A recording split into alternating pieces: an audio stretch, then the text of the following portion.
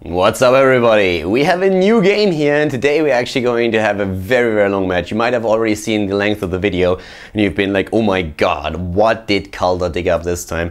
And I actually have a best of 5 series for you. There was a big invitational just the other day on Hitbox. You can head over there and check those guys out because they're currently trying to do a bit more heroes content. And yeah, that was a pretty big invitational where a lot of teams participated and the final was a best of 5 between TeamLiquid and Arthas. And well, from past games there is a bit of bad blood between the two teams, but they faced each other in the final here, and especially Arthas does a great job in the semifinal taking down Game S2 with a 2-0, so they came in swinging and they are trying to aim for the crown here. Guys, this is going to be a good one and it's of course going to take some time, so make sure that you have some food ready, some snacks, get yourself a drink, and we're going to go into game number 1 to find out what exactly Arthas can do against TeamLiquid here. Can they take it, yes or no? First map starting up right now without further ado in the best of 5 series here in the grand final of the Hitbox Invitational between TeamLiquid and Team Arthas. Alright everybody, welcome to the first game of the best of 5 here at the Hitbox Invitational. We have Arthas going up against TeamLiquid on Cursed Hollow, our first map in the best of 5 series here. And to the left side we have Sevka on Brightwing, Unstable is rocking Sylvanas here. As you can see, BKB is playing Arthas, Kunichan, Zeratul and Andy Lendy on Jaina. To the right side of the map it is TeamLiquid in blue, the Spanish team, with Vortex on Kalthas, Black Scorp on Tacita once again. Gran Paquete is playing Uther, Lucifer on Murden, and Falcon is playing Thakara. Alright, so this is going to be a good one, guys. I'm really looking forward to this. The best of 5 series, I already said earlier, was played during the Hitbox Invitational. They are currently doing quite a lot for Heroes of the Storm, and this was one of the tournaments that they had over there. And unfortunately, I do not have the bans this time, so we have to rely on the games only. You can see the Mechano Spider already in action here on Kunichan. This is, of course, one of the mounts that you can, I think, still get with that team builder that is available on, I think, Facebook for Heroes of the Storm. If you just ask around a little bit, people will probably be able to tell you. It's quite easy to get that, so if you like the mount, then you should be able to obtain that in absolutely no time. What's pretty cool here in this game is that we're having Arthas back to business, and I'm not talking about the team, I'm actually talking about the hero, which we'll also see in here. Down to the bot lane, it's Falcon and Vortex going up against Unstable, with Kelthas and also Zagara here already starting with a creep spread. And Yelendi is moving in as Jaina to help out a bit, as Gran Paquete is completing the tri lane for TeamLiquid. And up to the top, let's see what we have there. It's Kunichan versus Black Scorp on his Tacita. It's actually kind of funny to see Zeratul in the lane and Black Scorp not playing him, but instead the counter hero. So he's going for Tacita here. He was tweeting the other day that TeamLiquid, that his teammates shouldn't make fun of him anymore, because apparently there's proof out right now that his Tacita is not really all that bad. And with proof, he meant one of the videos that I uploaded recently where he was playing the hero. Apparently TeamLiquid agreed, and they decided to let him play Tacita a bit more often. Not quite sure if he's happy about that, considering that he only wants to play all things melee. As is, though, let's look a bit at the level 1 talents here that we are starting into the first game of the best of 5 series. Jaina going for the deep chill on level 1. We're having the regeneration master talent on Zeratul, also on Arthas. We're seeing with the wind and arcane precision taken. So the only I would say the only talent that's really like out of thing is maybe Brightwing, who goes for the extra push damage here. Normally on Brightwing on level 1 you see all kinds of crap. Sometimes we have Bribe, we oftentimes even have the scouting drone, depending on what exactly is going on in the map. If you are, for example, playing Tomb of the Spider Queen, scouting drones for the 2 turn-in points make a lot of sense. Even on this map you could definitely play it, considering that the tributes will also need you to have a good vision of what your opponent is doing. But we have the extra push damage on Sevkaji here, going for the healer. To the right side, Kelthas taking the Mana Addict talent. Get nice pushing power, by the way, here at the bot lane from TeamLiquid, especially with Zagara, of course. We have a lot there, and she went on level 1 for Reconstitution. And we're seeing Tacita with good old Promote. So Promote is one of the things that I've highlighted in the last few casts several times, even though it wasn't played all too often, just to keep you guys informed that it's being played in the North American scene quite a bit, so that you keep up at least to a certain extent with the NA meta right now. And on Tacita here, we have Promote now taken. Keep in mind that with the Zeratul in the game, they could have also gone for Mental Acuity to reduce the cooldown on Oracle, and that would have been quite nice to find out where exactly Zeratul is positioned, but they decided to go for Promote regardless and just push those lanes a bit. Oh, nice! Andy Lendy here interrupted with a turn-in, so suddenly Arthas needs a bit more time to get that tribute, if they can, because right now Sevka is in trouble down here, and we're having TeamLiquid starting to rotate once again, and they're moving in already, but the counter kill against Kelthas! Not really a counter kill just yet, maybe Andy Lendy falling too, nope, he escapes, So very well played here. TeamLiquid, though, is still soaking the lanes, but at this point it is Arthas that has had an experience. We're having them with a Thunderclap build on Muradin, going up against a couple of right-click of auto-attack damage heroes. A double Envenom, by the way. One on the side of Sylvanas, the other one on the side of Jaina, and a kill against Zagara here. Wow, look at that. Arthas is actually doing some work. Lucifron just barely missing that Stormball. That could have been a great one. If he hits that, Andilendi is very likely to die. Once again, Vortex and his team, they are still fighting for the tribute. That's still the first tribute in the game, by the way. We are also seeing at the same time, still up to the top lane, Kuni-chan doing some work on Zeratul. Zeratul, by the way, is in this case going for the auto attack build again, so we're having focus attack on level 4, and we are going to see then on level 7. He might even go into the searing attacks. A couple of options that you actually have with this. You don't have to go for searing attacks, you can also go for follow through, which is another great talent if you're going for right click attack build. In this case right now we're having on level 4 for Arthas Destruction. Pretty common to see that talent on him on the 4th level. And well, the team's still fighting for this one. Zagara dying again actually, this time up at the mid lane where we had a rotation from Zeratul to the mid to help BKB out on his Arthas. Arthas playing for Arthas, finally it happened. It was a long time since I've seen that. I'm not quite sure if I've ever seen it, to be honest, but yeah. Once again, BKB moving in with Howling Blast, not getting it just yet, has the Frozen Tempest on, and that tribute is still there. Sevka is trying to get it again, but Grand Paquete, can he interrupt it? Yes, he can! Wow, he's pulling a Obama here. And they are going for Unstable in this case, trying to stun him out, but Tassadar is dying, and oh my god, Arthas is really getting ahead here, aren't they? I mean, in experience is not all that much, but the kills 4-0, and only the superb ability from TeamLiquid to just soak lanes and push their opponents back allows them to still keep up in experience. As you can see though, we're having at this point the tribute still being fought off. For how long had that tribute actually been on the map right now? This is getting absolutely insane. This is getting crazy. That tribute is still there and the fight is continuing, but now we have level 7 on the board for both of them. Fission Bomb taken on level 7 for Kelthas. He's trying to get the damage in right now. Static Charge on Tassadar. He can do a bit more damage now as well. And of course, Battle Momentum on the Dwarf, who just tries to be in the thick of things and getting his Thunderclaps off. But also now, finally, that Tassadar build, that Zeratul build, I should say, with follow through on level 7. Rune Tap on level 7 for Arthas gives him a bit more sustain. The Gust of Healing is great for these fights. It really helps Sevka to keep his team alive. And the tribute is still there. It's still the first one. At the top lane, we're having Tassadar pushing. And you shouldn't really leave a hero alone that has promote, because that can only end in disaster. Falcon is about to go down, but just barely escapes on his Zagara. Locked down with a Wailing Blast. No, not the Wailing Blast, the Howling Blast, of course. We don't have a Wailing Arrow just yet. That was apparently a bit of a cooperation between Sylvanas and Arthas that we saw there. And again, the tribute channel is interrupted. I can't believe that the tribute hasn't been taken. We're 6 minutes in. Muradin is dying. Oh my god, Jaina and Kelthas too. And again, the interrupt. You gotta be kidding me. Are you for real? This tribute will never be taken. This is the eternal tribute. Black Scorp is trying, but he's being pushed back now. 7 kills against 2. Level 10s are going to hit any second now for Arthas. That should give them tribute, right? But I mean, in this game, anything seems to be possible. There's the heroic ability. Only Zagara is still there. She interrupts it again. Of course she does. And they're trying to go for Zagara once more. Does BKB get the Howling Blast off? Doesn't look like it. But TeamLiquid is already on the move. They want to move in. No, not this time. Finally! 7 minutes into the game and the tribute has been channeled. The channel completed. Oh my god. We have the Army of the Dead, Blinkheel as the talents here, Void Prism, the Water Elemental, and of course on top of that also the Wailing Arrow for Sylvanas is currently at the top lane trying to push this back. Down to the bottom on the other hand, there's the party, and it is starting to heat up with the Phoenix throwing his flames around. The Maw already being used to get Sevka in trouble, but with a quick blink heal onto BKB, he's able to escape that slaughter.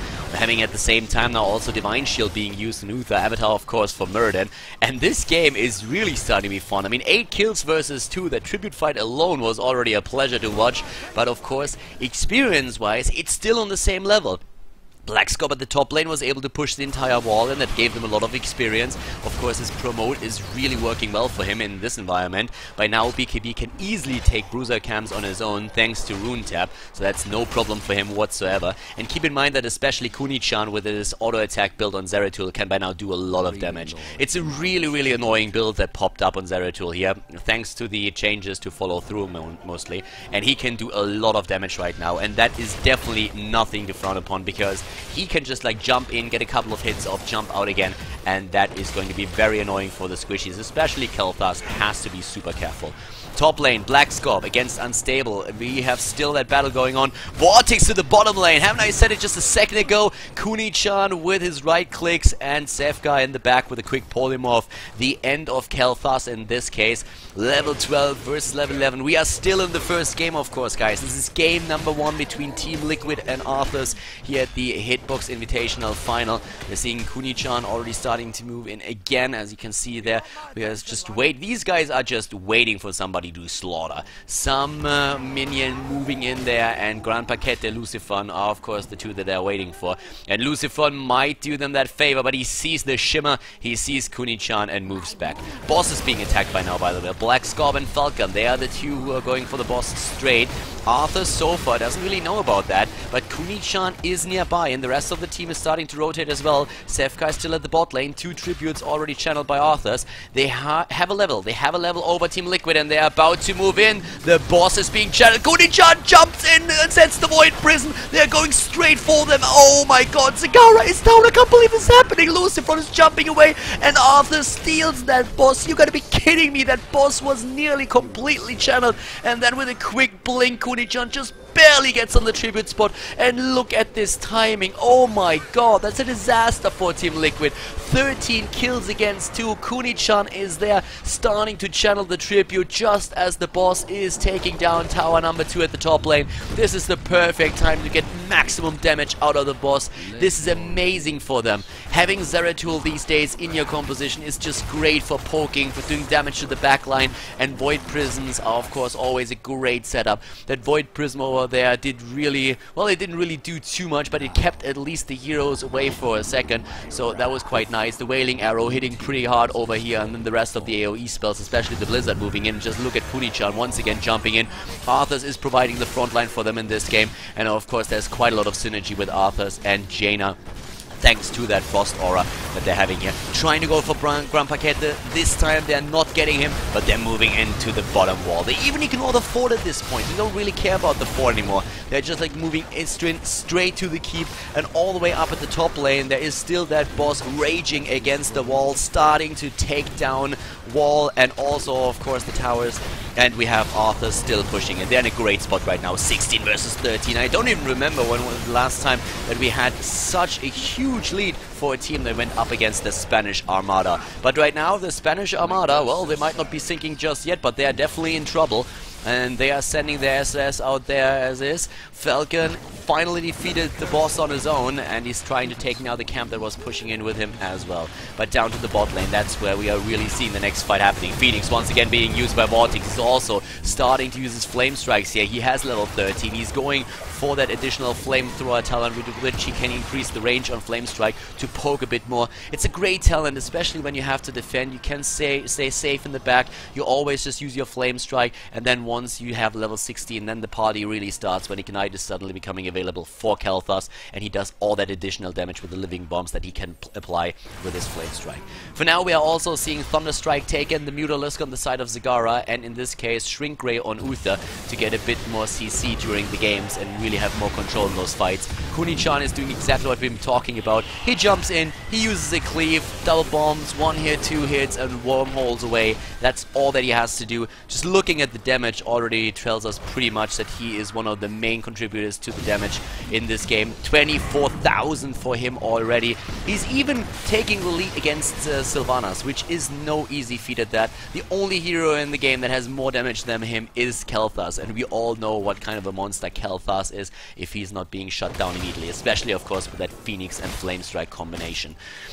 We have a boss taken at the bot lane, and in this case with level 17 versus 15, there's of course not really a lot that TeamLiquid can do about about this. They're in a very passive position right now. Zeratul is annoying them to no end, forces them to be passive. They can't contest the boss without having the level 16 talent, so they have to accept it. They know, of course. They see the heroes on the map, they know exactly that there are a couple missing, and they know that they are going to take these camps, but they can't do anything about it. They have to wait right now. They might have to give up the next tribute as well. They need level 16, and then they can start and try to make a comeback, but they have to win a few fights right now. The problem for them is really they cannot engage into a battle without leaving that boss alone at the bot lane, and you can't really do that if you want to keep your fort alive. It's gonna be no easy task either way, so they might even abandon it and just abandon the fort, move to the top and rely on the core to take down the boss here. They apply a bit of damage, especially now since we're having Arthas moving into the mid lane. They need to rotate though. And they need to rotate a couple of heroes over, and they do exactly that. Blackscorp is still trying to do some damage to the boss. The fort or the keep, you couldn't really save that, and they know it, but now they have the level 16 talent at least, and with that they can now do some work. Stoneform and Muradin is going to make him a lot more tankier. He's going to feel much better jumping into the battle now. Then you activate your avatar, you use the Stoneform, always after you use avatar, since it takes the max HP that you have on your hero, and avatar increases that significantly. So he can use that now. We have the second strike on Tasca, which should boost his DPS as well, and makes it a bit easier for him to zone the opponent. But of course, the talent that we're really talking about here is Ignite. Talking about that quite a bit already, and Vortex might be able to start a comeback for them. The double bombs on level 16 for Zeratul were of course a given. In jumps Lucifer. They're starting to push them back here.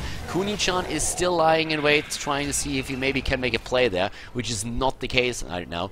Arthas is going for Relentless and Stone Skin on level 16 and level 13. You want him to be tanky. As a tank, like in the last patch, he wasn't really too happy since there were other tanks that just outshone him the entire time. Now we are oftentimes seeing him back in the meta. I'm loving it. I'm really loving it. Arthas rocking the Direwolf here too, so he's riding in style, and they are of course trying to get tribute number 2 for them right now in this case. Going for the tribute again. I really hope that the first tribute fight in this game was no indicator of this one, or it will last for a long, long time. But Lucifer, he really wants it, doesn't he? He jumps in already. Kuni-chan is already on Vortex ass, trying to get in the double bombs, and then from the other side, BKB moves in. Oh my god, it's a sandwich. It's an Arthas sandwich right there. But they lose Zeratul at the beginning of the fight, and that might be the beginning of the end. If TeamLiquid can turn this around, this is the moment. Jaina being attacked using Ice Block, and being lifted and goes down. Very well done by TeamLiquid here. They haven't lost a single hero in this battle just yet, and now suddenly it's a 5 versus 3. The Spanish Armada with wind in their sails once again, but they are starting to lose HP on the top keep. Up at the top, that Siege Giant camp that was taken earlier by Team Arthas, definitely giving them a lot of momentum here, and that's something that TeamLiquid has to shut down right now. So they have Vortex up to the top now, but the last fight was really important for them. First of all, they got a tribute, which was nice, and now they're going for boss again, and there's still 20 seconds on Zeratul, 30 on Jaina, so this should be one of those bosses that they can get. It's a 4 versus 3 right now, and Kel'Thas is on the way. And we have Unstable and BKB still in there, but this boss should not be so, not this time. The last time TeamLiquid, they weren't really too happy with that, but at this point they get the boss, and this one can of course now start to take down some structures and maybe even finish off the fort at the top lane. Should be able to do that, and then they will get slowly and steadily back in experience. The problem for TeamLiquid is still that with 4 kills on the board, they are far behind when it comes to the kill count against the Russian team. And they have only level 18, whereas we are seeing Team Arthas at this point about to hit level 20. They should be ready with 20 for this tribute. So TeamLiquid once again finds themselves in a very dire situation. They want that tribute, but they can't really fight for it, so they're probably going to let it go, try to just trade and maybe like push one of the walls in a bit so that they get additional experience, which is exactly what they're doing right now. Up to the top, we're having a bit of a trap here by BKB and Andy Landy, but as I said, TeamLiquid, they don't even want to fight for this. They know that they do not really stand a chance there, so they're just moving back for now. The level 20 talents with the Storm Shield taken on Brightwing to give the team a bit more sustain in those fights. We're having also the added mobility on Jaina and Sylvanas, which would help them in the last fight already a lot. So having that as an additional escape mechanism is always really important. And Hardened Shield on Arthas is just rounding up those really sustainable talents that he has on level 13, 16 and 20. So he is going to be extremely difficult to kill, especially of course with the Army of the Dead activated. At the same time though, Zeratul with his rewind can do a lot of work, and we still have a level lead for them. So no matter when the fight starts, as long as they have that extra talent, Team Liquid will be in trouble. Team Liquid lost only one keep so far though, and considering how many heroes they lost, considering how tough it was when they lost that boss at the top lane where it was stolen away, they are still doing pretty well. Looking at the damage here, we're having Zeratul by now on 28,000, still the hero with the most DPS for Team Arthas, 39,000 on the other hand for Kel'Thas, no surprise there, they're moving in. Oh, the kill against Uther, so fast, nice disable, and look at that Void Prism hitting all 4 heroes, that was a great one right there. The Maw hitting 2, that helped, but it doesn't help enough, or does it? Zeratul is already down, Ice Block on Jaina, oh my god, Jaina trying to get away, exploding Sevka, keeping Jaina alive just in the last second. There, the tribute is already spawning, but Team Liquid with the momentum once again moving in, trying to take BKB down. BKB trying to escape Lucifer. Does he have another stun? He's still never a form. There's the Storm Bolt. Howling Blast being used. Oh, the damage. Storm Bolt. Oh, the second strike. And the Living Bomb taking Arthas down. What a start into this best of 5 series, ladies and gentlemen. This game is insane. Redemption is being used. The Twilight Archon. We're having a Soul of the Storm finally also for Kel'Thas. Sevka is making sure that this tribute is not taken just yet. Can they really grab it? That would be Curse again. We had a bit of a defense happening there. Vortex and Falcon had to move back. So over here, it's currently a 3 versus 2. And oh my god, Muradin is down. The dwarf is dead. And all of a sudden, Team Liquid might be able to curse to get... Arthas might be able to curse Team Liquid again. And there it is. The curse against the red team, even after they won the fight. They kinda won the whole engagement. Oh, that is brutal. TL thought they were safe there, moving back a bit too early maybe, and now all of a sudden they are cursed. It's level 20 versus 20 though, and they know what's going on right now, because that boss at the bot lane is being attacked by Arthas ferociously. They are going for it. Kunichan is already there, and here comes Grand Paquete. It's still a 4 versus 4. They want to fight it. They're going for the boss. They don't get the steal though. The Void Prism is there, and they're just a tiny bit too late. Can they win the fight though? Can they maybe take a hero down? Doesn't even look like they're going for it. They're trying to get that boss low already. Arthas is back. That's bad news for Team Liquid. They're trying to move. They were so close to a comeback. They might still pull it off, but at this point, there's the blink by Kel'Thas in the last second. He's being followed. Unstable moves in and takes him down. He himself might die, but it doesn't really look like it. Falcon. Oh, Falcon. Oh, it's close, but it doesn't really happen. And now Zeratul has taken out Tassadar as well. BKB is now jumping into making sure that he heals Unstable up, and the rest of the Team Arthas is moving in. The Russian team with a push towards the core. They're trying to finish it right now. Zagara is still there. Zagara is still there, but for how long? She gets rooted. Kunichan is on the hunt. Kunichan gets stunned, and Falcon escapes for now. Blinks up on the high ground, but it doesn't change anything anymore. The core goes down, and Team Arthas, they take the 1-0 lead in the best of 5 series here at the Hitbox Invitational final against Team Liquid. The Russian team with the 1-0, they take the game against Team Liquid, and well, Team Liquid have actually lost the game in a long time, so that was a bit of a surprise there. Very well done by Team Arthas, great job I have to say, and they take the lead in the best of 3 series now, of course. The next map is going to be Sky Temple, and we're going to find out who's going to take it here. We have very aggressive play once again from Team Arthas. That's what they are known for. They are the ones who really came up with a 4 blood for blood strategy in competitive play, and they have been showing it ever since, but of course they needed to adjust a bit after a few patches and after everybody started to figure them out. Now we're going into game number 2 to see who is going to take it here. Will Arthas take the 2-0 lead in the best of 5 series and therefore be only 1 map away from taking the entire grand final, or is Team Liquid able to bounce back? Of course, on the last map, one of the biggest things that we saw there was a great boss steal from Team Arthas. I can't believe that he actually got that. I mean, Zeratul blinking in and getting that. That was quite something. So guys, let's jump into the second game and see what's going to happen there. Sky Temple is the map, a 1-0 currently for Team Arthas. Will Liquid be able to tie the series up? Alright everybody, welcome to game number 2 in the best of 5 series here at the Hitbox Invitational Grand Final. TeamLiquid versus Arthas, and currently the Russian team is in the lead with a 1-0 in this series. To the left side though, we have the Spaniards. We have Abathur, played by Vortex, Lucifron on Tyrael, Blackscorp on Illidan, Garampakete on Rega, and Falcon on Kelthas. To the right side of the map it is the Russian team with Sevka on Brightwing, Andilendi on Vala, Sylvanas played by Unstable, Kunichan again on Zeratul, and BKB playing Muradin. Pretty cool team compositions that we have there. Once again, my apologies that we do not have the draft screens and therefore not the bands for this particular best of 5. But still, this series should be kind of nice, and of course we're going to talk about the teams in just a bit in their compositions. At first, the Temple without a fight goes apparently to TeamLiquid. Looks like Kunichan has a say in that though. He's moving in, and Blackscorp, wow, the two melee assassins here just going up against each other. Look at that, Blackscorp decides to go in after all. And yeah, no real fight there between them. But let's talk a bit about the composition that especially TeamLiquid is playing here, because it is a quite popular one. These days you oftentimes see Illidan together with Tyrael and Abathur. It's a very, very good, I want to say, like, backbone of a composition. You have a great jumper combo there. You can always use Abathur to help out Illidan or Tyrael when you jump in, and it is just such a good frontline that you have.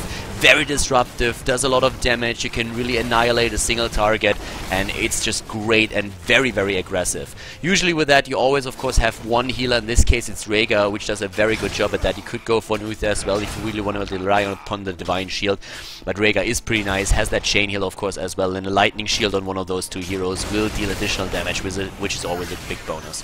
Then we have a damage dealer behind that, and in this case it is actually a spellcaster, therefore we see in this case Kelthas, which can do a lot of damage with this Flame Strike, especially later on in level 16, as we've been talking about in the first game as well.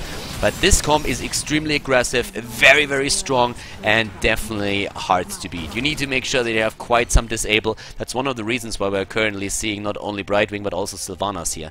Sylvanas has in a lot of these fights the job to really wait with her Wailing Arrow. Oh, Blackscorp, Blackscorp, oh, jumps back, what is that? Blackscorp is still there, gets a bit of help from Abathur, but needs to go away since Sevka jumps in with Brightwing, Polymorph, and the kill, unfortunately for Arthas, not really completed. But as I was about to say, in this case, in a game like this, what Sylvanas has to do when she has the Wailing Arrow is to always wait until Illidan jumps in. A good Illidan player will not use his heroic ability unless the Wailing Arrow is in play. Because if you jump in with the heroic ability, if you use Metamorphosis to jump the opponent's team, the first thing that usually happens is that Sylvanas hits her arrow, you get silence, you are in deep shit, and then suddenly Brightwing comes in as well, uses the Polymorph, and you are in a world of trouble. A lot of Illidan players will even start to dodge the Wailing Arrow with a heroic ability if Sylvanas is a bit too fast on that. So you need to be really careful with this. We're having 3 heroes to counter Illidan here, and one of them is Muradin, and Muradin is already involved in this attempt to take him down, but it's Zeratul who dies first. The counter kill against Illidan is happening though, but BKB might die here after all as Grand Paquette is moving in, but thankfully Brightwing is on the move. Sevka helping BKB out, and they get the kill. So you can really tell that at this point we're having Arthas running 3 heroes that are great against Illidan. Of course, the first two that we already mentioned, Sylvanas and also Brightwing, are great for the lockdown, but with Muradin going for the Reverberation talents on level 1 here for his Thunderclap, you can really lock down the attack speed of Illidan, and this is another very, very big bonus, since of course especially his trait allows him to reduce his cooldowns with auto attacks, and once you slow those down, Illidan is in trouble, and that's exactly what they're trying to do here. So 3 great counter heroes against Illidan, and also to a certain extent against Tyrael. But still, can they beat that comp? We're gonna find out right now, I suppose. We have 1 kill for each team, and they kind of shared experience here. The first 2 temples, we didn't really talk about them too much, but oftentimes, and this game is no exception, it was basically a trade temple for temple, so roughly the same amount of shots hitting for the 2 of them. Still a bit of an experience lead here on the side of TeamLiquid, as they currently have level 7 to level 6, and they took another kill against Brightwing, which is of course extremely important.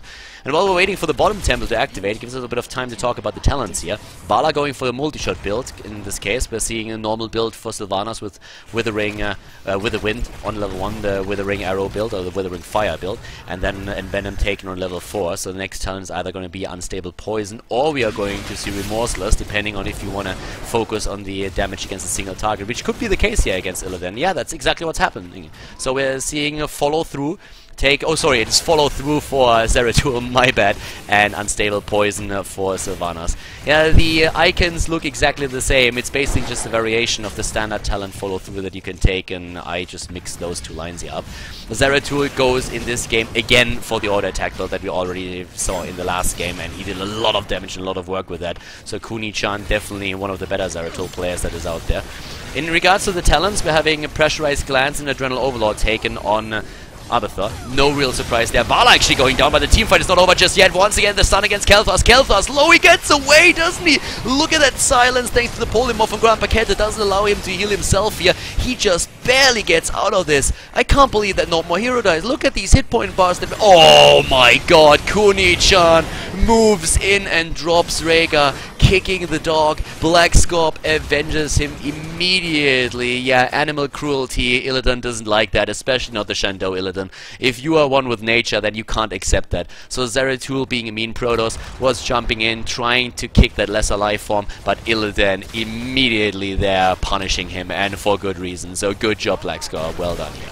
It's actually kind of nice to see Black Scorp on Illidan right now. His melee assassins are of course strong, but his Zeratul is definitely his trademark hero. We're seeing one mule, by the way, in this game, and that is on the side of Team Liquid as they are running it on Abathur, so he gives up his Needle Spines, and that is definitely a trait that you can go for. Mule is great on this map, so it's a pretty cool thing to do. Fissure Bombs taken on the side of Kel'Thas, and when we're talking Rhaegar, then we're currently seeing Farsight taken over potential Feral Heart, and also, of course, now Ancestral Healing on level 10, the lead for Team Liquid again in experience, and that earlier heroic ability gives them a great position here. Up to the top lane, we are still seeing Falcon defending, since Andy Landy is trying to soak experience for his team and using that lane. Falcon even using the Phoenix here, trying to zone and also take down that creep wave.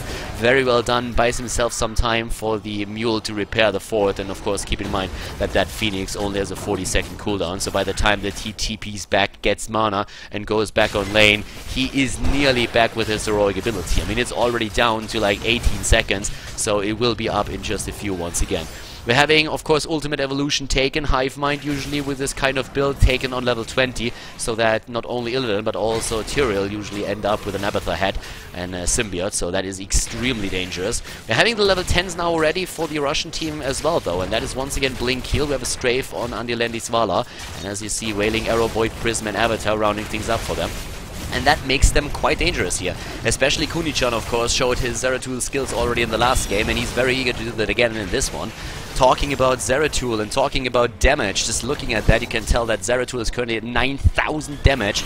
He nearly has the top ranks there. Judgment be used. Vala is being jumped. Sylvanas actually, and taken down. At the same time, they are not done yet. Team Liquid is once again moving in and they're blocking the Dwarf's way. The Dwarf is just too fat to pass through that gate. And there we go, another kill for Team Liquid. They have that double Abathur, the double Illidan, of course, moving in now with the Abathur copy, and that is always amazing when you have that. It's so disruptive, it does so much damage, and Team Liquid at this point, they are going straight for boss. They're currently in a situation where there are 6 kills against 2, and they're just saying like, yeah, with Muradin down, there's nothing you can do. We are gonna get it this time. But they lost the boss in the last game. In the last game it was stolen out. Can that happen again? It could. The stun against Tyrael. Here's the Phoenix. Then once again the Void Prism and the kill against Illidan. Did you see that Wailing Arrow? That silence right there. Really well done. They're going for the boss again. The Russian team, they get it. You gotta be kidding me. They did it again. They did it again. Falcon is getting pushed into the opponent by the Whirlwind, and all of a sudden it's nearly a team wipe. Only Abathur surviving. They lost Vala. They lost also Sylvanas in that trade, but I can't believe that that just happened. The second boss stolen by the Russians. They are just going for these guys, and they are getting them. And of course the boss helping out. I mean, that whirlwind or that tornado against Lucifer. No, it wasn't Lucifer, it was Vortex.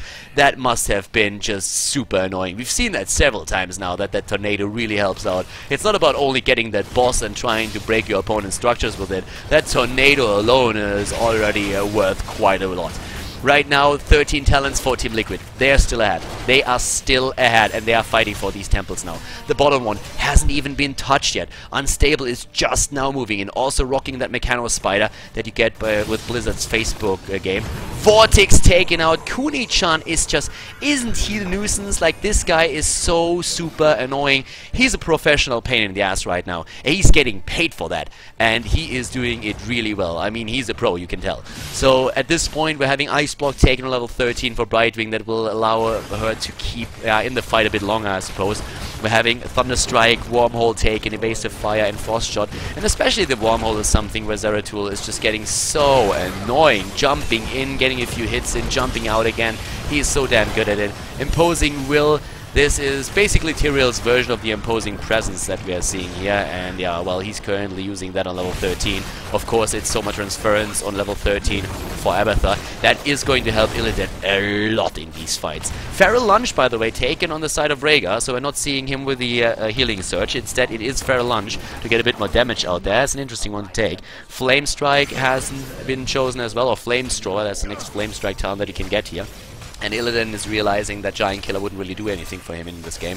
Even against Muradin, he needs to have a bit more survivability. And with this talent now, he can start dodging the Withering Fire Arrows. And that is super important. So Sylvanas not as strong against Illidan anymore as she was before. But it's going to break that shield. And there's a lot of ability damage out on the team of Arthas. So yeah, Illidan still needs to be careful. I mean, so far, just looking at the stats a little bit, we had Illidan already die twice, and in terms of damage, it is still Zeratul who is kicking virtual ass here. He is actually like nearly the highest hero in the entire game when it comes to DPS against heroes. Only Abathur is ahead of him.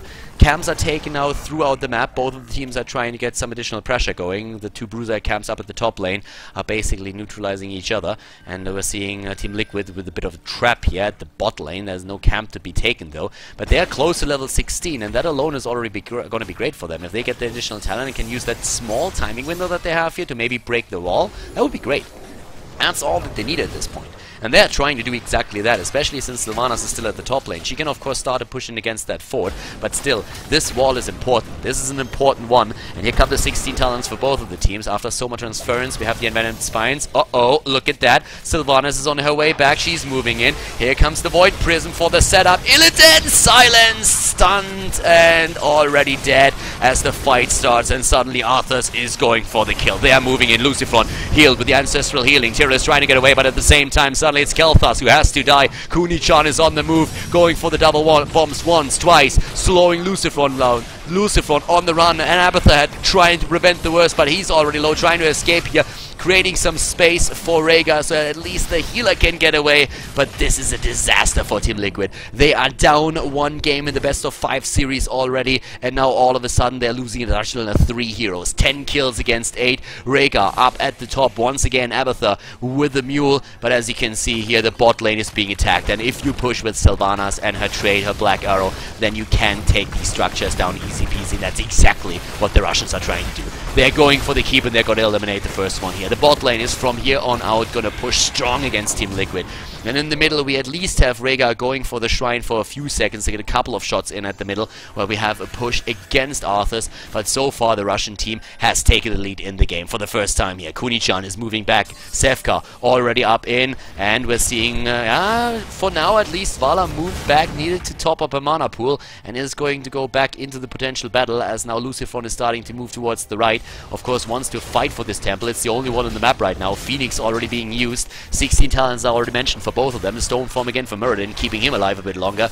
And even with a double blood for blood, it's not going to be easy to take the dwarf down here. Tyrael hasn't taken his talent. He could add a third blood for blood to this. I would be surprised if he didn't. And there it is. Blood for blood number 3 has been taken, but they're still behind in experience. But it looks like Arthas is willing to fight. They're going for the temple right now. They're trying to go in. Is Team Liquid jumping in? And yes, they are. They're jumping grabbing the backline, but immediately here comes the Wailing Arrow. We are seeing also Metamorphosis being used. Blackscorp, but they're barely getting away there. The team is still alive and they're trying to move in for a kill. Abathar is doing whatever he can, but the copy is already down. The Ancestral Healing keeping Falcon alive in this fight. And once again, the Phoenix. Oh, Sefka going down, and they might get a kill against BKB now as well. Rhaegar is going in, and especially his Feral Lunge is going to help him here. Vala is already there. Sefka not quite just yet, but oh my god, like the dog is taking the dwarf apart.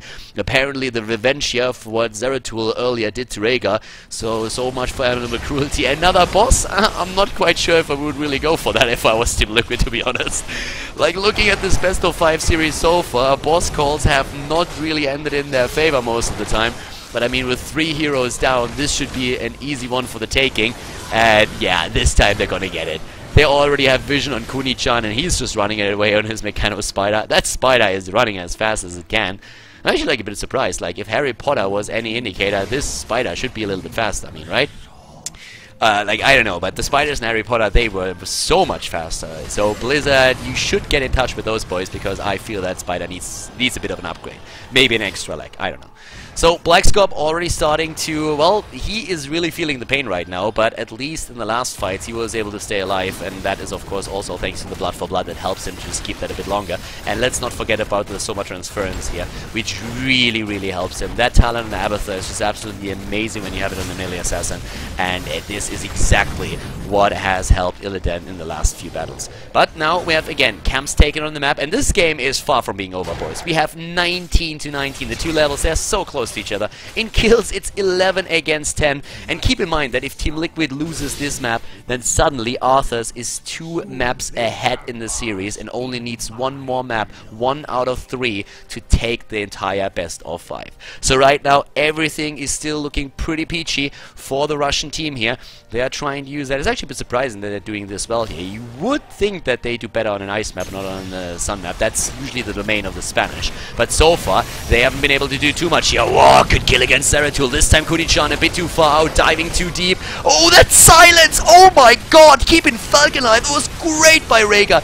Amazing heal on the side of Grand Paquette, and oh my god, Team Liquid! 4 kills already. Blackscorp with the Wrath is moving in, and suddenly the call, guys, do not chase Muradin. He's just trying to buy time. We are going to destroy stuff now. That's what we do best, and we're going to do that right now. BKB, he feels neglected. He's running after them. He's like, hey boys, I need a bit of love.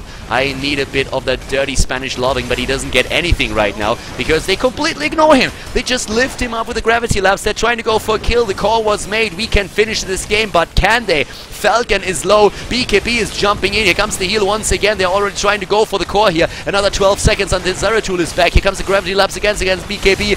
BKB with his murder. He gets the first kill and he goes straight again for another thunderclap. The core is down to 50% at this point. 3 heroes against 1. Zeratul is back. He doesn't have his ult up though. He doesn't have his ult up though. Apparently Lex. Oh, it doesn't really matter. This is game number 2 ending in favor of Team Liquid. Job well done. Congratulations to them, tying up the series and bringing us therefore into game number 3.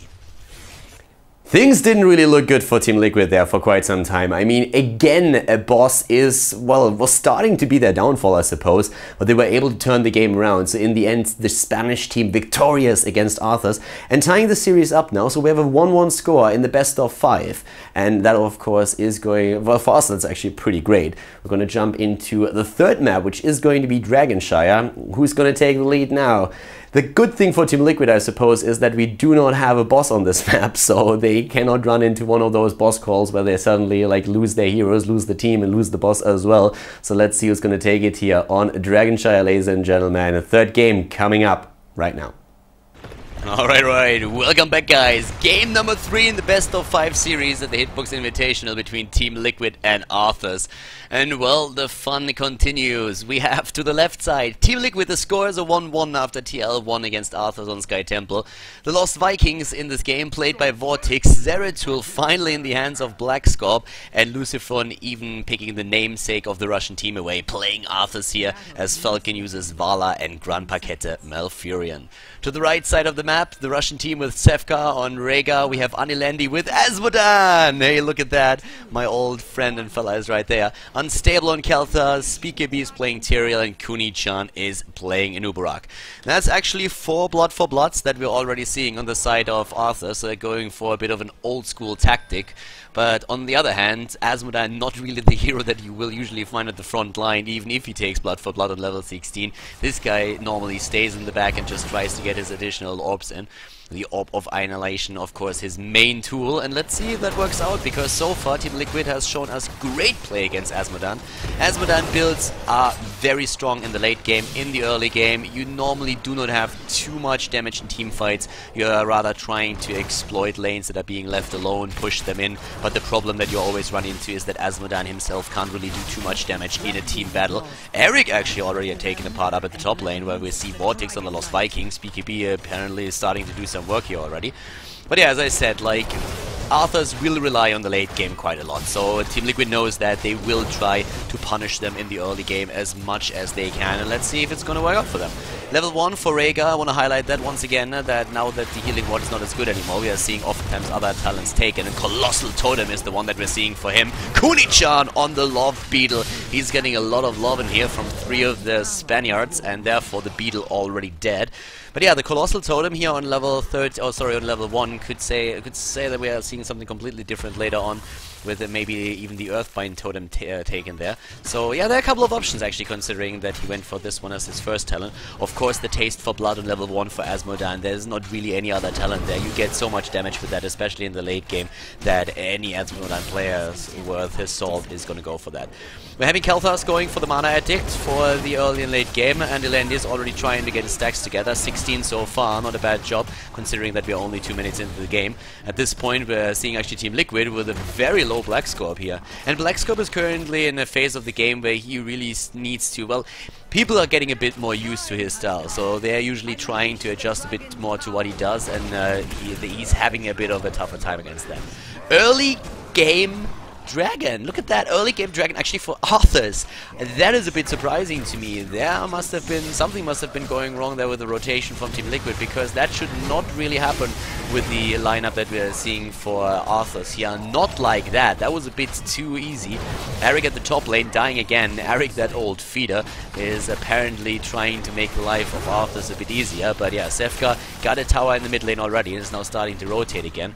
I have to say that I'm very surprised that they are able to get that Dragonite this early. Don't get me wrong, Arthas is great on this map. Their rotations are spectacular, and they are really good at getting these early Dragonites. But with the team lineup that we're seeing there, I would have expected TeamLiquid to maybe get an early Dragonite, and if that doesn't happen, then both of them basically going for a bit of a draw in the mid here, but Arthas with a quick rotation able to sneak that Dragonite in, and that of course helps them a bit, because first of all it takes the Dragonite away from the opponent's team, and also they got at least one tower, and considering that it was a pre-2 minute Dragonite, that's not too bad.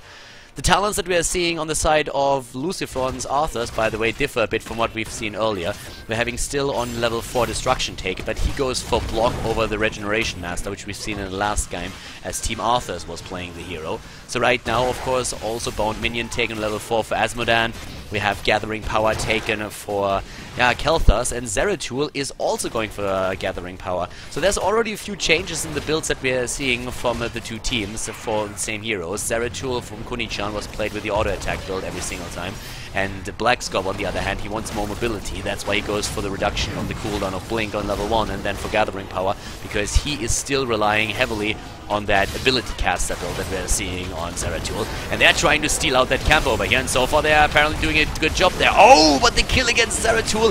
BKB is trying to stay alive in the fray there, but he goes down as well as Rega and Kelthas. And now TeamLiquid not only stealing the camp, but also getting 3 additional kills on top of that. So great early game for them so far, disregarding that one early Dragonite that we've seen there a bit earlier.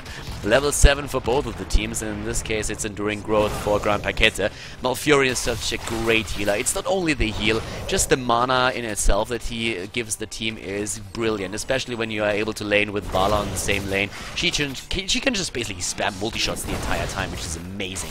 Now we're having First Aid also taken on the side of Zeratul. As you can see here in the mid lane, there's still 3 heroes from the Russian team starting to rotate down. We're having, of course, now Fission Bomb taken. Reciprocate, by the way, is the talent. Not battle momentum for Tyrael, so a bit of a change there. And yeah, that's kind of interesting to see that. Imposing will usually the talent that we will see on level 13, but on level 7, Battle Momentum is still the dominating talent for Tyrael, so kind of nice to see a bit of a adjustment that we are having here for BKB. Also a different build on Anubarak, and that is something that we should definitely highlight, because this is one that I haven't seen yet. We have Anubarak going for Under King on level 4, and increasing the range of the burrow charge is actually pretty cool and can really mess with people. Nice Dragonite capture here, by the way, on the side of TeamLiquid. But normally, if you go for beetles on 1 and 7, you will see the beetles on 4 too. In this case, though, they didn't go for that. But alone with Tyrael and Anubarak, they have great initiators, and now Anubarak can do that from even a safer distance, whereas Tyrael, of course, with his judgment, usually doesn't really have a problem there. It works really well, by the way, apparently, to have not only Kel'Thas in the mix, but also Azmodan, so that with Flame Strike and the Orb of Annihilation, they can get all those stacks. That's pretty cool. Usually when you have Azmodan in the game, you want to have like a Zeratul, a Tassadar. Malfurion is also pretty good with his Moonfire spam, but looks like Kel'Thas is working pretty well with that too, and well, they are getting quite a lot of stacks already. 74 before they hit level 10, that's pretty damn cool, and the Black Pool is of course going to help with that a lot. But right now it's TeamLiquid running the show. Once again, they are great playing against early Azmodans in this game. They've shown that against Gamers 2 and against other teams they were trying to do the same thing against them several times, and now they are taking a nearly 2-level lead at this point. Well, it's 1 level actually, my bad. We're at level 11 versus level 10, so let's see what they can actually do with this. The problem that especially teams like Gamers 2 always had when they were trying to run an Azmodan combo on this map against TeamLiquid was that TL got so far ahead in the early game that they never really could do anything with Azmodan late game, because they already lost too many structures, they lost too many keeps, so a comeback was very tricky. But once Azmodan really gets up to speed, you can get a lot of damage done in those team fights, and that's exactly what he's hoping for here, of course. If they can get that to happen, though, that's a different matter. That's a completely different question, and TeamLiquid is going to do their best to prevent that. Blackpool chosen. We have Locust Swarm over Web Blast taken on Anubarak. Tyrael with its Judgment, Phoenix and Ancestral Healing, and it's the Russians that are starting to rotate here. They're going for it once again. Andy Lendi is getting additional stacks here, as Vortex is splitting his Vikings to soak 2 of the lanes already, but in the mid lane he wasn't ready for this rotation, and it looks like both of these Vikings might die. Here's the jump, and with Phoenix they are able to get the kill. Very well done here. Good moves on the side of the Russian team, and they're starting to rotate up to the top to get now that kill against Vortex as well. So far, of course, well, Eric has been playing pretty safe, except for those 2 kills that he had at the beginning of those 2 deaths, but right now he's ready to just move back as BKB goes in to try and take him out. But he might not be able for Unstable just yet. Vortex is paying attention, alright. Bot lane, that's where we're having a Bruiser camp taken. So TeamLiquid's pressure let off a bit. They just moved back a tiny little bit, not as aggressive as they were before here. And that gives the Russian team a bit of time. Time to, first of all, get stacks for Azmodan so that he can de-push lanes easier. And especially on this map, you are very, very close to most of them. So you can easily get that orb in, move to the top lane, get another one in. And with orb after orb, you not only get your own stacks going, but at the same time you de-push lanes and you make sure that the lanes are starting to just move towards your opponent. The bot lane, on the other hand, Sefka has to deal with that since it's already enforced by another Bruiser camp. Shrine taken. 2 shrines, by the way, and Zeratul is moving into the middle, but I think they will be able to capture that out just in time, and yes, there it is. But the 13 talent is now ready, and now we're having a double spell sheet. 1 on Vala and 1 on Arthas. I like it, not only against Azmodan, but also Kel'Thas, of course. A pretty big problem with that spell damage, and both of those heroes going for the passive move, really liking it. Oh, the initiation here from Kuni-chan going in, but the Phoenix is already in position. Falcon trying to push them back with the Rain of Vengeance as well. The 5 versus 5 down here at the bot lane. So far the longboard has not been used just yet. Oh, Azmodan with a 3-pointer taking down Zeratul, but Kel'Thas dying too, and the Russian team is still on the back foot. Sefka goes down, and without the healer they are already in trouble. The Vikings with the longboat taking down Tyrael as well. Well, I guess Falcon got the kill steal in there at the end, but the Vikings doing most of the damage. If this was Dota, the flaming would begin right here. But as it is not, seeing Lucifron just simply moving into the mid lane and claiming the next Dragon Knight for his team. Level 14 versus 13. The 13 talents are ready for the Russians now too. At the top lane we're even having a camp pushing in right now, and that's of course also where we're seeing the bound minion trade coming to play for Azmodan again. They are trying to get those structures, and again the damage with Andy Landy. Andy Landy is by now up at 150 stacks. They are level 13 versus nearly 15, so it's again Team Liquid just able to use those Vikings so well. Vortex is great with this hero, and he's soaking 3 lanes once more, while still helping out in the mid lane there, and that of course puts them ahead in experience, and at the same time they are just always getting the damage in with the Dragon Knight. They are doing really well here. But the 13 talents, they brought Feral Lunge to Rhaegar. We're seeing Relentless on Azmodan taking level 13 here. We're having at the same time now also the first Flame Strike talent for Kalthas going for Flamethrower. Imposing Will, of course, a bit of a no-brainer here for Tyrael. Could have gone for Burning Rage, I suppose, but most of the time they don't really do that anymore. Burning Rage instead taken on Anubarak, though. And at the top lane, BKB was already trying to use his skills to take at least Eric down, but that didn't really work out for him. So, yeah, let's see how exactly they're gonna do it at the bot lane now.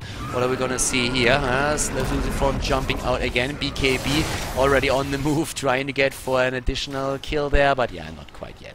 So the 16 talent is going to be really important for Arthas, just because they get the additional Blood for Bloods. They have at that point then also additional damage on Azmodan, which is going to be really important, and that's what he really has to use here at this point.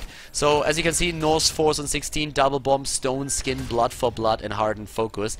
Wow, look at that! I mean, Malfurion is really going all out with the heals in this game, isn't he? Not only Hardened Focus, but not even an Ice Block on level 13, instead going straight for Life Seed.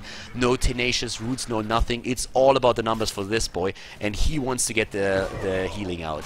Now Malfurion, he's the great benefactor of this game, at least so far. 13,000 heal, not too bad. He's still in a little private duel with Rhaegar here, but so far he's taken the lead, and he should be able to increase that significantly with Life Seed taking on 13. That usually bumps up the healing numbers on Malfurion quite significantly. So I would be surprised if he wouldn't take the lead there pretty soon, unless of course Sefka sends in some absolutely amazing ancestral healings.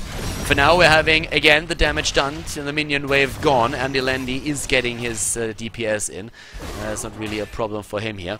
We're having, by the way, with the Relentless on, I think I should point that out. Azmodan with Relentless here gave up March of Sin, and that means that your all shall burn, aka the laser.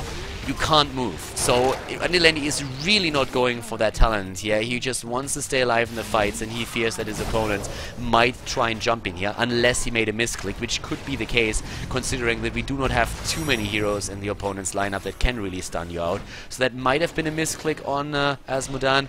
I unfortunately do not have the opportunity to ask him right now, but yeah, keep that a bit in mind. Like, the March of Sin is amazing. I feel it's a great talent, especially if you have to move away from an opponent, but if they are just worried about him staying alive in a team fight, then that's a different matter. And also, if he really takes on 16 a Blood for Blood to combo that with the rest of the team, which he does, then Relentless allows him to go a bit deeper into the team fight without dying immediately or getting stun locked there. So that could be one of the reasons why they went for that. It just gives him a bit of additional safety. So I kind of like that. A quadruple Blood for Blood here for Team Arthas, and they definitely know how to sync those up. That's the strategy that made them, well, very, very popular, and I would also say a bit infamous there, since, or notorious is probably the better word for it. They've been using that for a long time and had great games on the European server. And again, by now we have 270 damage on Azmodan, and yeah, we are slowly and steadily getting into an area of the game where Azmodan can shine. Team Liquid needs to be careful here, because this could snowball. Only 11,000 damage on Azmodan just yet, but so far he's been more occupied taking down mercenaries and creeps than anything else, and we have him at least at 86,000 DPS. There comes another hit, a really good one, and they're jumping in already with a kill against the first Vikings. Lucifron is already moving back. Falcon is also on the back foot. Grandpa with the healing here, using Tranquility. Great ancestral healing though, but Kuni-chan is down on the beetle. Andy Landy is moving in, trying to do his damage, using the Black Pool together with the All Shall Burn to get some damage in on Lucifron, pushing them back. Does he have another Black Pool? If he can go for another quick orb, he could take a kill here. He gets it against Grandpa, but not the kill just yet. 5.5 kills against 8, and now Unstable is moving in from the back, but yeah, he can't really move in any deeper, since he would run straight into the tower and the force, so they have to go back once again. More damage done by Azmodan, and Azmodan in this last team fight got 10,000 damage. 10,000 damage in only one team fight. That's what we just saw from this big fat bad boy. He did a lot there, but he gets rooted. Relentless helping him, gets a bit of damage in, but just not enough. Falcon and Grand Paquette, they already did what they had to do, even the Phoenix not preventing them from getting this temple or this shrine. And now there's an opportunity maybe for Team Liquid. They have one hero over their opponent. They could start to move to the top lane. They're doing it already with one of the Vikings. They want to have that Dragonite. And 14 minutes in, these guys are starting to get a bit stronger. And one of the great things about the Vikings on this map is, of course, that they can take the Dragonite just simply with a Viking. You don't have to sacrifice hero for... Oh my god, that's amazing. Black Scorp moved in to prevent the temple from going down. He's able to do it, just barely catching it out, and they get the Dragonite. Black Scorp with an amazing blink here. That was really well done. I mean, they get the kill against Rhaegar. I guess they would have gotten it either way, but that was really well done. He sees that Rhaegar is capping the temple. He realizes he won't be able to walk in. He blinks forward, occupies the opponent's hero for as long as he can. The rest of his teammates, they catch up, they take him down, and in the mid lane, Vortex can claim the Dragonite, and this is an important one. Andy Landy is already there. Where's that black pool? He needs it right now for the damage. Goes in already. The kill against Kel'Thas. Oh, he couldn't get any. Oh, the kill against Vala! Andy Landy getting the 3 points in. This bad boy belongs to the NBA, my friends. Well, he probably has to do a bit of cardio first, but he has their aim. Keep, on the other hand, is going down. I mean, oh, another good hit by Azmodan, but this time not enough damage. It looks like Team Liquid wants to go for the kill here. They want to finish it already. Andy Landy going for the all-shell burn. This is finally the time when he can do damage, but they're down to heroes. Can they defend here? Team Liquid, they want to end it before Azmodan gets too OP, and they're able to pull it off. The 2-1. We finally see nearly 200 or 300 stacks for Azmodan. Well played by Team Liquid, taking game number 2 and the lead in the best of 5. Team Liquid, they take the lead. The 2-1 against Team Arthas there in their favor. So the Spanish once again with 2 wins in a row here. After losing the first map in the best of 5 series, they now dominated the last 2, and especially against Azmodan. These guys are so good. Azmodan is such a threat when he's in the opponent's team, just because in the late game he can do so much work. But Team Liquid, they didn't have any of that. They just said, alright, we know how to play this. We're going to make sure that he's not going to be able to get his damage in. At the end, it actually looked like he would, but then Team Liquid turning things around and really taking these last few decisive battles, winning that team fight, and then turning things completely around, winning the match. And now, of course, they are in the lead here, so we are going to jump into game number 4, which will be on Tomb of the Spider Queen, to find out if Team Liquid can close out the series with a 3-1, or if Team Arthas bounces back and forces map number 5. Alright everybody, game number 4 between Team Liquid and Team Arthas. Currently the Spanish team is in the lead with a 2-1. They've been able to take the last map here and therefore the lead in the series against the Azmodan combination that Arthas was trying to play. This time it's a bit of a different picture though. To the left side we have once again Team Liquid. They are playing the Lost Vikings with Vortex, Falcon on Kel'Thas, Grand Paquette on Brightwing. We're having Lucifer on Mirrodin and Black Scorp on Zeratul here on Tomb of the Spider Queen, map number 4 in the best of 5. To the right side of the map is Tsefka on Tyrande. We're having BKB on Tyrael, Vala playing Unstable, Uther played by Kunichan, and Andy Landy on Jaina. The 4th game, and that could also be the last, depending on how exactly this game goes. If Team Liquid takes it here, then it's all over, and they will win the Hitbox Invitational Grand Final. As you can see here, down to the bot lane, we're currently seeing Brightwing on Grand Paquette with the support up at the top for Team Liquid. It's Vortex with the Master Skin on the Lost Vikings, going for a bit of a dance here, apparently, with Olaf. He always, like, this guy has some moves, apparently.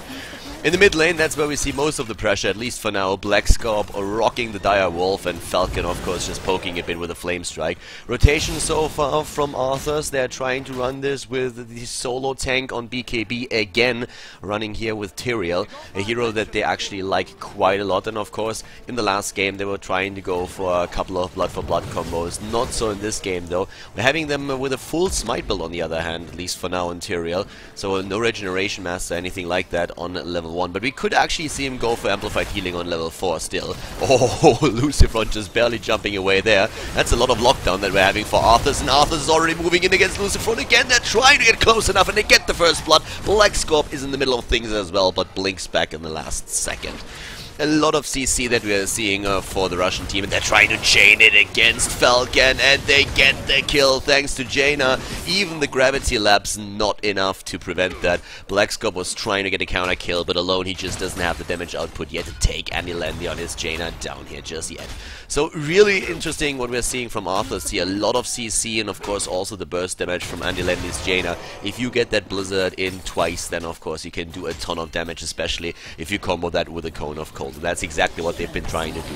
Olaf at the top lane, also apparently not careful enough. BKB getting a kill against one of the Lost Vikings. It's interesting for me personally to actually see Bribe here. Grand Paquete has of course only 3 camps on this map where he can use Bribe. Oftentimes you see therefore Scouting Drone being taken on this map so that you can control the 2 turn-in points in the middle of the map. But Brightwing going for Bribe still, and let's see how that's going to work out for them if they are able to use that. Momentum is everything on this map. If you can control the 2 turn-in points, then you're in a really good spot. Already Sefka with another stun attempt. Lucifron might be in a bit of trouble. Eats the owl, is poisoned, and dies in the last second here. Brightwing not able to jump in time to help him out here. Amplified healing, as already suspected, taken on Tyrael on level 4. We're seeing the Rangers mark on level 1 for Tyrande. And what's going to be the next talent? Are we going to see maybe the protective shield here? Of course, another option would be a healing ward on the hero. And we could even see a bit more of a damage focus with the build here. But it is the protective shield. They are running 2 right now. One on Uther, the other one on Tyrande. And therefore a lot of protection for individual heroes. Poison, of course, and Venom was taken by Jaina here, not going for Arcane Intellect, apparently not too worried about mana. Both of them just turning in, just look at that. Nice interrupt against Kuni-chan, and again the stunlock attempt, but this time not working out. Usually you're running this really with one of the tanks trying to bring the first stun in, but in this case it's actually more a combo of Uther and Tyrande that we don't see all that often, but so far it's been working well for Arthas. They are ahead with 3.5 kills against 1, doing pretty well here, taking a slight lead in experience.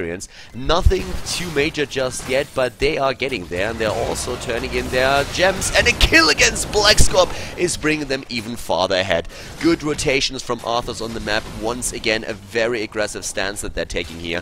They're having Vortex at the top lane, soaking as much XP as he can, and BKB just rotating between top and mid lane wherever he's needed. We're having also now an additional attempt of Lucifron to turn in his gems. They at least turn in 13 now, but so far I have to say that Arthas has a bit of a better position on the map here. The Thunderclap build on Muradin with level 1 Reverberation and Thunderburn on level 4.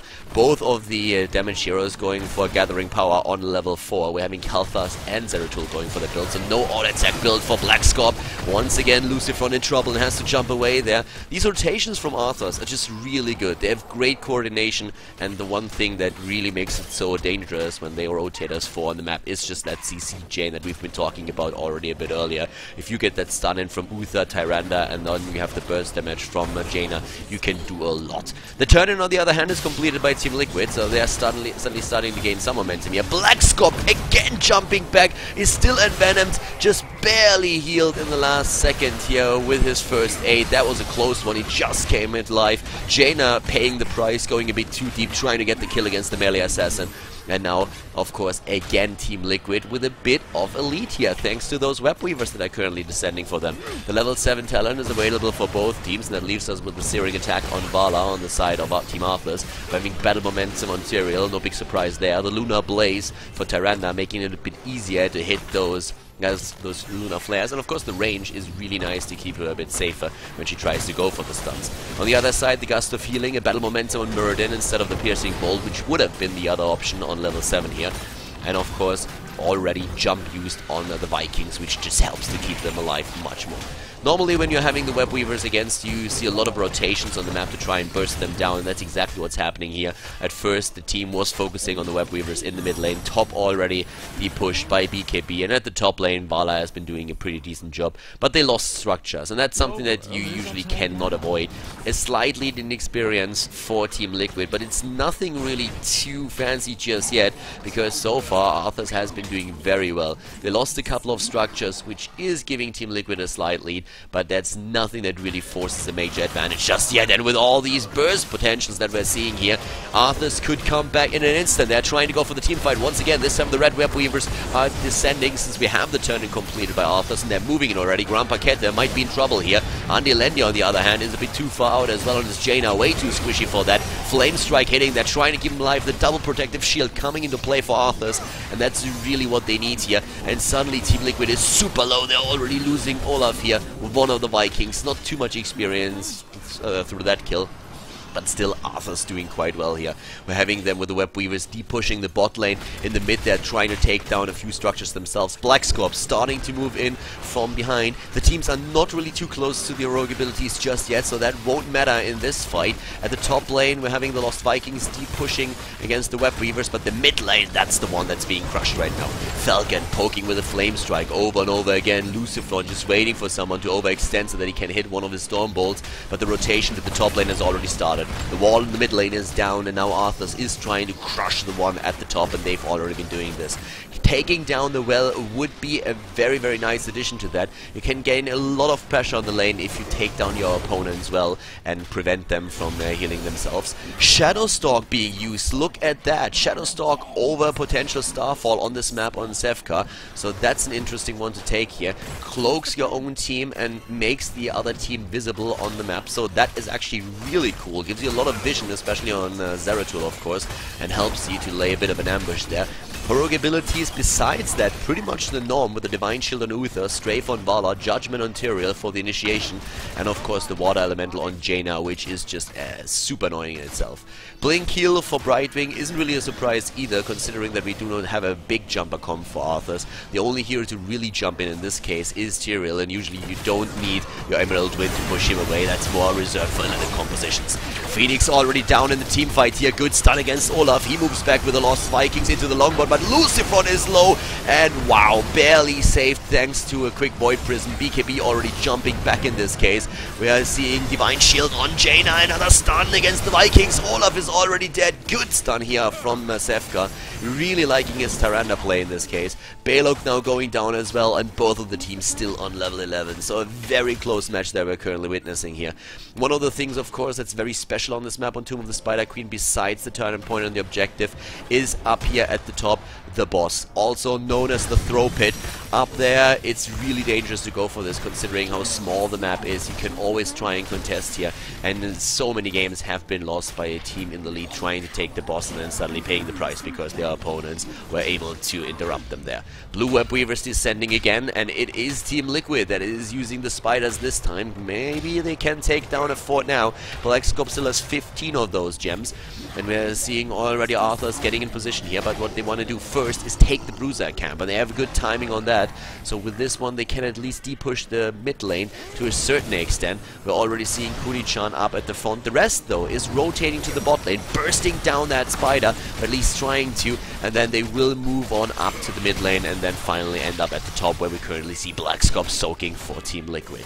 Level 12 versus level 12. 5.5 kills versus 2, and the bot lane already de-pushed, but whoa, they see a kill, they go for it, and they burst Brightwing away. BKB, 2 heroic abilities have been used for this one, and they just said hashtag worth it, we're gonna take it here, and then it's a 4 versus 5. We'll be able to de-push. They can't do anything about it, but of course Team Liquid, they are pressuring, they are running with their advantage, and they are about to take the top lane here thanks to the spiders, and there it is. Nice jump by Vortex, go go go, already being used, and now all of a sudden he might lose Olaf again, and that also costs them 5 additional gems, unless Vortex picks them up, which looks like he just might. Nope, lets them go. Bot lane is being pushed too, so it looks like we're going to see 2 forts going down. Team Liquid doing a lot of damage here. Actually, this one just barely surviving. Kuni-chan is being attacked, but the help is there. BKB jumping in, Unstable and Sevka as well. They are all here, and suddenly turns into a team fight with Jaina moving into the battle as well. Unstable with a strafe, getting all the damage in here. Sevka still alive. These 2 protective shields really giving Team Liquid a lot of trouble taking heroes down. on the 13 ability. A bit faster for Team Liquid, but it didn't really matter in this last fight. But let's look at those talents regardless. Impatience is a virtue taken here on level 13 for the Lost Vikings. We're having an ice block for Brightwing, who apparently is a bit annoyed by all these jumps that we are seeing from especially Tyrael, of course. That focus was just so hard that he said, alright, I'm gonna need an ice block to counter that. If Tyrael jumps in again, I'll be ready. I can negate that damage, and especially, of course, that stun. Thunderburn already taken, or Thunder Strike taken on level 13. We're having Wormhole for Zeratul, and here comes already another initiation attempt with Shadowstalk moving in, Overflowing Light on Tyrande, completed the build so far on level 13 for the extra heal, and we're having also Burning Rage take. Oh wow, that last second Divine Shield, and Tyrande helping Uther out here, helping, and that's a love story in the making. Tyrande, she might be a bit old for Uther, but still, like, she's looking pretty good for her age, so Uther, yeah, he should be pretty happy with this one. Yeah, Tyrande definitely the settler here, and Uther the Reacher. But in this case, for now, it's once again, of course, the web readers that is all about. And up at the top lane, this is where currently Arthas is trying to make a bit of a stand and take down the first fort, and they're moving in for that right away. Brightwing pushing the bot lane for Team Liquid now. Frostshot, of course, taken on Vala, and we're seeing, in this case, once again, Uther going for the Shrink Ray. So using Shrink Ray here, or the other options that he has, of course, one of the things that he lost in the past is Sprint. That was kind of one of the best, and also one of the reasons why we saw Divine Storm taken all the time. But right now, Shrink Ray is definitely a solid choice for him. We're currently seeing an Ice Block, an improved Ice Block on Jaina. Shadowstalk again being used, and they're jumping in, they're trying to burst one of the targets away. Falcon on Kalthas already falling, but he gets the Phoenix out regardless. Even the Void Prism not saving him though. Zeratul was trying to get that in the last second. Unstable with a kill against Eric up at the top thanks to Strafe, and they're killing the rest of the Vikings off as well. Olaf and Balog are down. Really nice moves there, and Black Scorp is getting eliminated too. This just snowballed fast. A lot of the heroics already used in the attempt to save Kalthas, but that didn't work out, and then they were already down, and it was a cleanup job for Arthas, who immediately go for boss. They move into the throw pit. Here's already the Tornado doing some work against them, but with 3 heroes down, it is very unlikely that Team Liquid will be able to contest this one. They're not even trying right now. The Owl is being sent down to the bot lane. Kalthas and the rest, they're starting to move over to the top, but it's already a bit too late. The boss has been taken, and now they can turn in as well. Can they complete that turn in though? They indeed can. They have 77 gems, and that is the worst case scenario on this map. If you have to fight a boss and the web weavers at the same time, then you are in trouble, and you know it. The top fort already gone, the boss alone taking it down here, and slowly and steadily Arthas is establishing an experience lead here. They're close to level 16, and if they can use that with the web weavers, then they are in a position where they potentially can win another team fight and use that level 16 talent to their advantage. And there it is already. They have the 16 with a double blood for blood, one on Vala, one on Tyrael. We have the True Shot Aura on Tyrande for the extra damage, and Benediction for Uther, which really will help him to get the numbers out in terms of his healing. Can use one of his spells basically twice. We're having also on the side of Jaina Northern Exposure taken over Numbing Blast, so that burst potential is once again there, especially when Tyrael decides to go in for the kill shot and starts with that move using his Judgment. Team Liquid is closing in on 16 themselves, but they're not there just yet. Here comes Shadowstalk again, revealing the position of all the Team Liquid heroes. So at this point, Arthas knows very well what they're up against. The Web Weaver's still pushing the bot lane. 2 of the forts have been lost for Team Liquid, and there's still damage to be done. The Web Weaver is moving in, not going to survive for too much longer, but Arthas is still trying to take at least the wall here. Web Weavers at the bot lane will force Team Liquid to rotate down and deal with that. Already the Phoenix being used, and yep, this Web Weaver is already down. Nobody overextending. BKB is waiting for it. He's lying in wait here, and he's just saying, alright, if one of these guys just steps a bit too far out, I'll be there with a Judgment, and they'll be in trouble and dead. But by now we have Ignite. And Ignite, of course, is where the power spike for Kalthas hits. And that is when you need to be super careful. These flame strikes with the living bombs can really make your life a living hell, and that's what they have to be careful about. Critterize taken as well, Stoneform. This is the time where maybe Team Liquid can start to negate the damage advantage that we're seeing for Arthas. Stun against Uther, Judgment there as well, but Avatar has been used in Stone form as well. This time the fight looks much better for Team Liquid, at least at the initial start. Falcon is low though in the back, needs to use the full range on his Flame Strike. Unstable already going full straight, but this time not dealing too much damage in. Can Team Liquid come back into this? Longbow already being used. Shadow Stalk for the disengage apparently. Sefka is extremely low here, needs to get back, mounting up already, and the disengage from Arthas so far completed, but they heal up again and they go straight in once more. They have a lot of their heroics already used, but they're trying to take the fight. Unstable is low, Unstable is so low, but he gets away. No kill except for the one against Jaina just yet, but the second one coming in as Tyrande dies and BKB is jumping back to Black Scorp in full pursuit. And yeah, well, this turnaround for Arthas, not really worth it. They were trying to go in again to make sure that Team Liquid could not turn in those gems, but I think that second approach was maybe a bit too much for them here. Team Liquid in a much better position with Kel'Thas, not threatened by Judgment anymore. A lot of their rogue abilities were down, and therefore Kel'Thas just could do all of the damage, and it really starts to show here. With 30,000 damage in the game, he is currently taking second place behind Vala, but of course this is just going to increase once that we have the next few fights. So the problem that Arthas was facing here in that last attempt while they were losing that battle was that they had their Oryx down, and a lot of their combination really relies on them using those to initiate and attack either Kel'Thas or go for a snipe on Brightwing, which is by now a bit more complicated since Brightwing has Ice Block, so can negate that. You need that stun lock in their case to burst one of the targets down. You want to get that damage in, and then you can really do a whole lot of work here.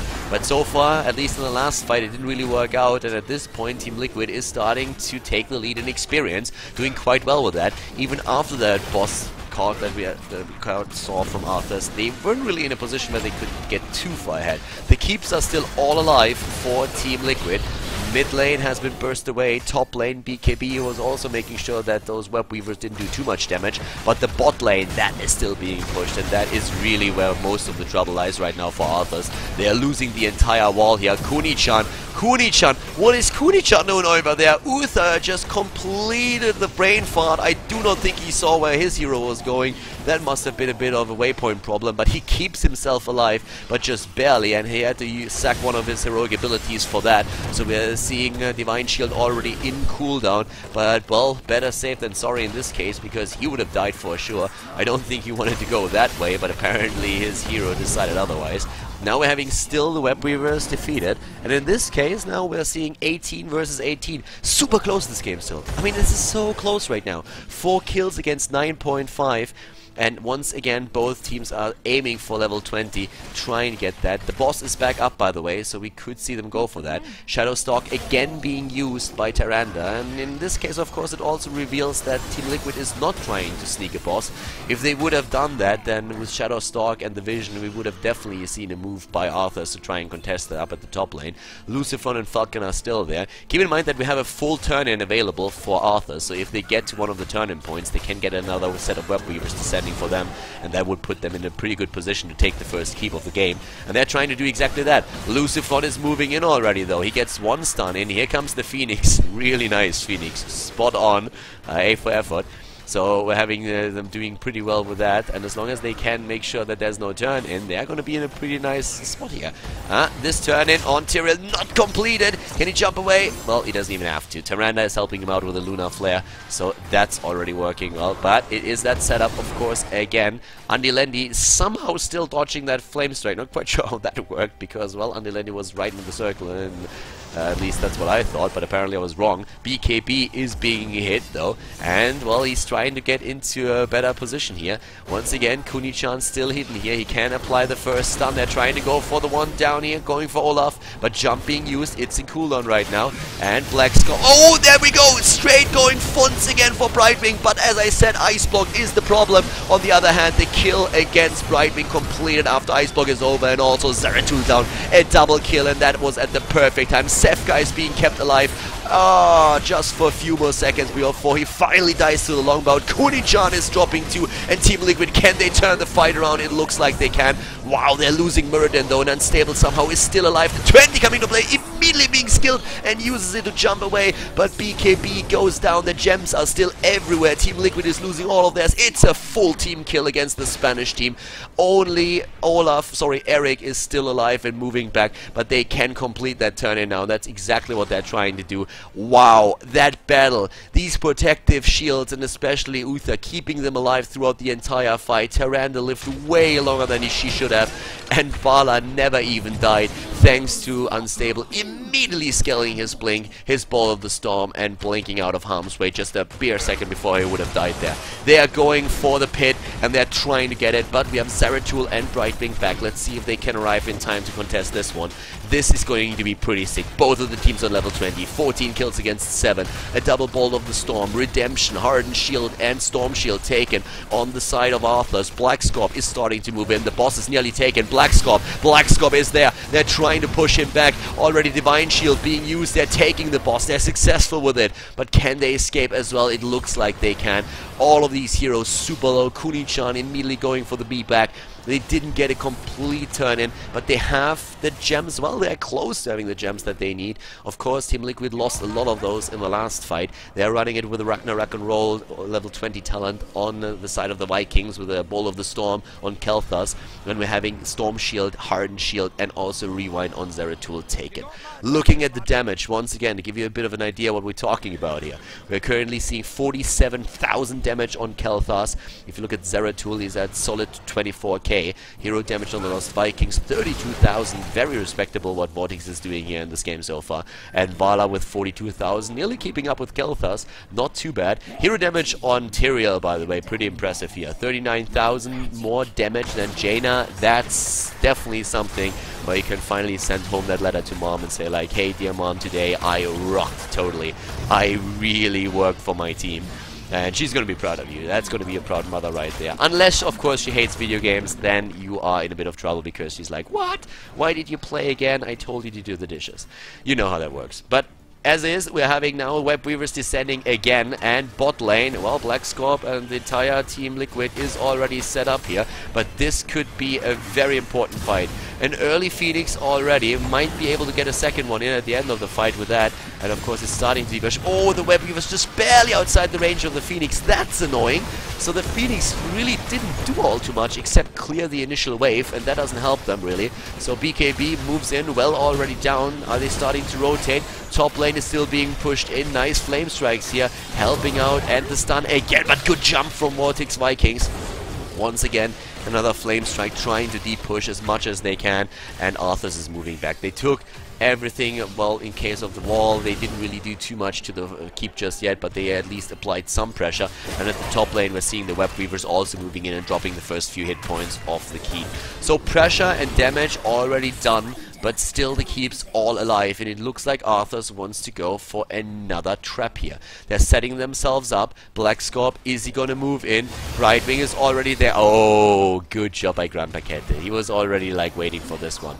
Of course they know that with what the comp that we have for Arthas, we've been going over this, is really designed to go for the burst damage, that extra damage that you get thanks to the Ranger's Mark, thanks to Tyrande, and then of course also with the Northern Exposure that we see down here for Jaina. You want to burst the target down. You initiate with Tyrael, you have your Blood for Bloods, all that single target damage there, and if you get that in and you turn it into an early 4 versus 5, then you get a massive advantage in the fight, and that's the whole idea. So they are expecting, Team Liquid is expecting a trap somewhere, and that's why Grand Paquette has been using his skills the entire time to try and reveal them as much as he can.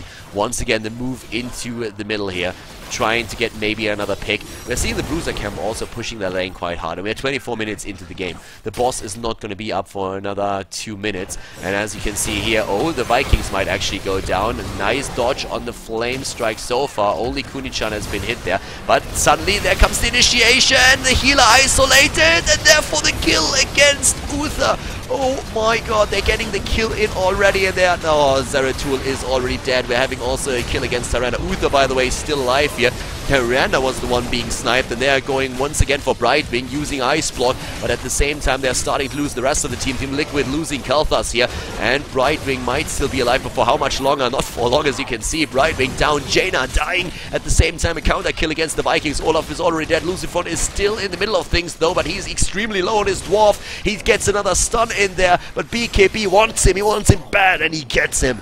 Oh, Muradin down, and this is bad news for TeamLiquid right now. That fight did not turn in their favor. Really well done here on the side of Arthas. That fight initially looked like they might not be able to win it, but that early kill against Blackscorp helped them a lot. And then it was just basically kill for kill, with Arthas a bit snowballing at the end there. Very well done, and they get the first keep of the game.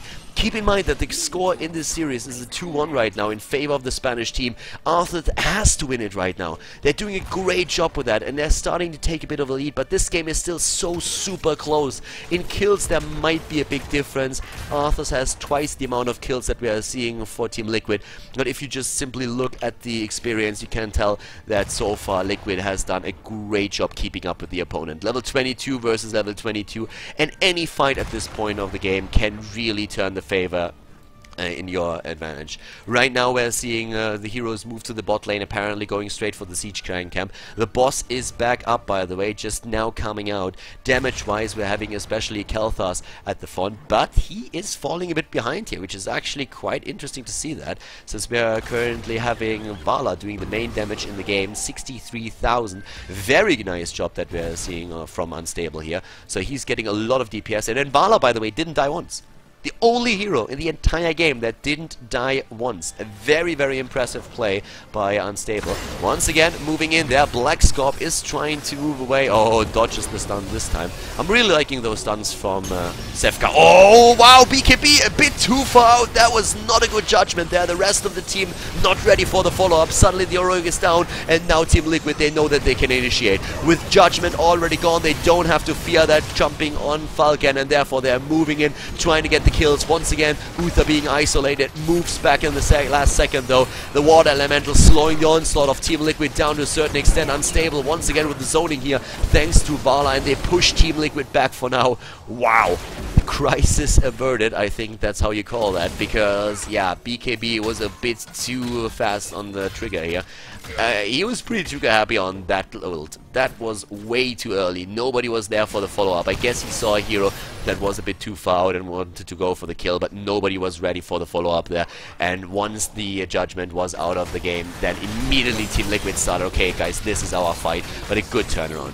Blue Web Warriors are currently descending, but we're having the boss attempt, and this is of course something that TeamLiquid knows. They're trying to move in time. Will they be able to do that? And Bran Paquette elusive on the throw pit. Is it going to happen again? No, it's not. The boss taken, and now we're seeing Arthas moving in. Phoenix has been used already. Tyrael might be in a bit of trouble. Protective shields applied everywhere. Unstable moving back on his Vala. He's extremely low, just poking a bit with his spells. Kunichan to the left side is already going for the B back button. BKB is being killed though, and another potential kill, yes, against Tyrande.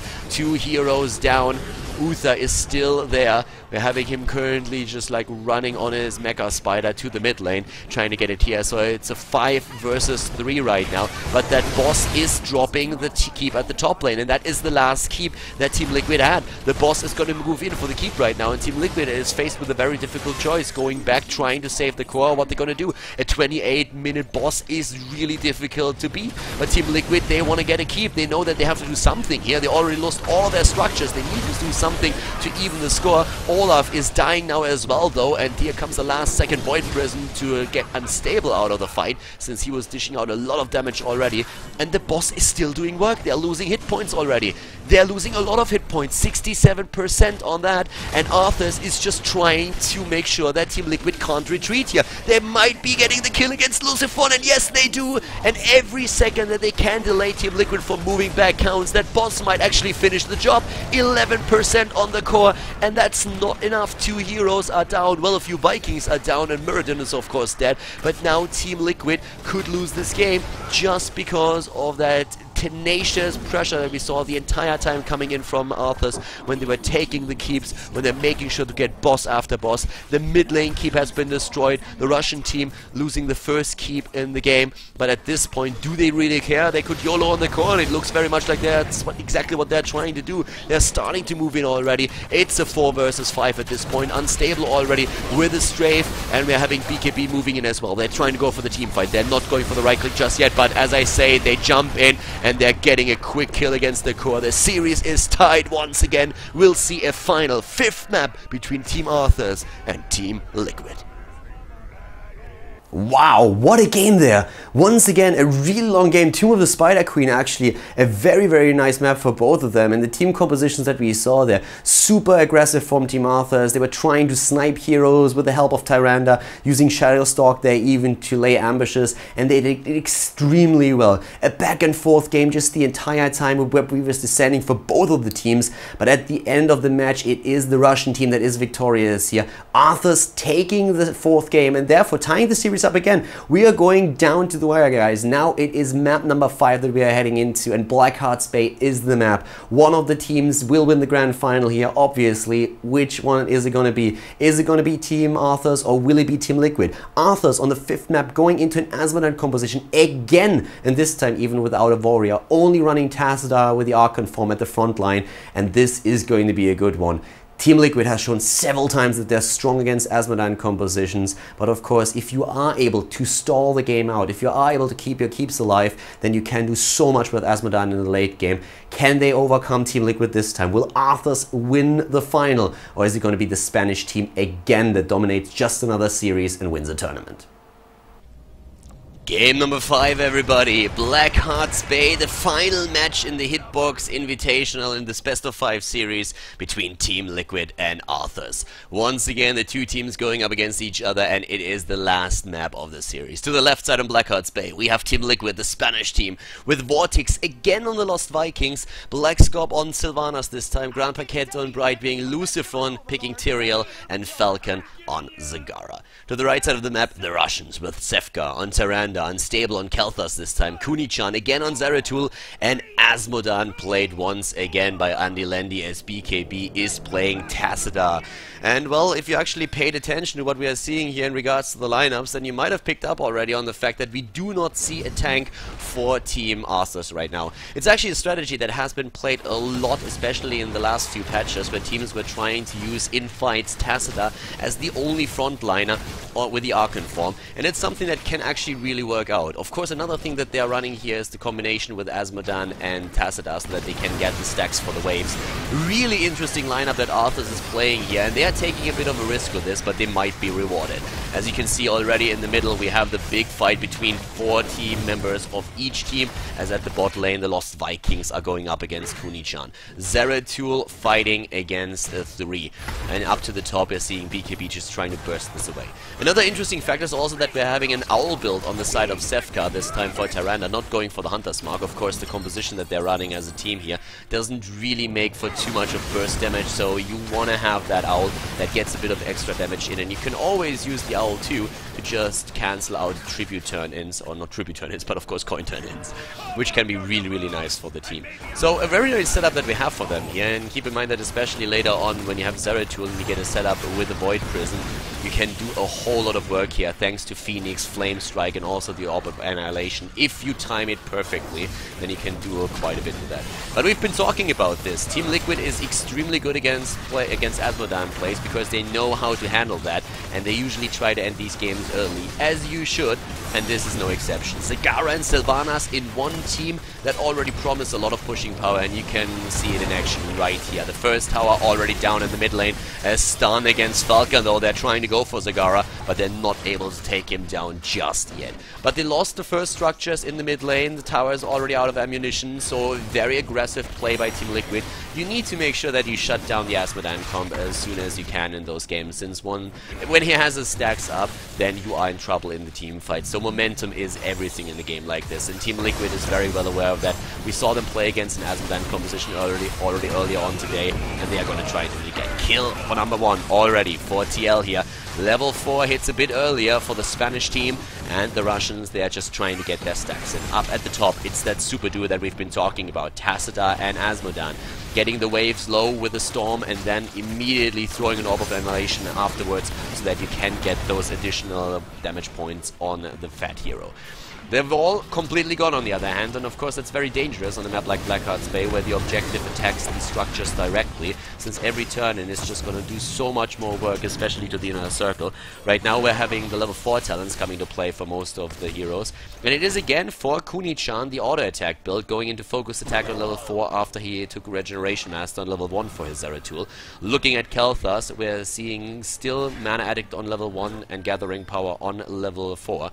And of course the Owl build with Pierce and Empower taken now on the side of our Tyrande in this game, since he's going to be trying to get a bit more of damage in, and also of course Pierce really nice, I mentioned it, preventing turn-ins so that you can always make sure that you just delay your opponent for as long as you can. And another nice thing that you can do with the Owl is scout the boss at the top every now and then to see if your opponent might try and go for a kill over there. Again, a tower being attacked, this time up at the top lane, Unstable with his Flame Strike, trying to throw them off at least for a bit.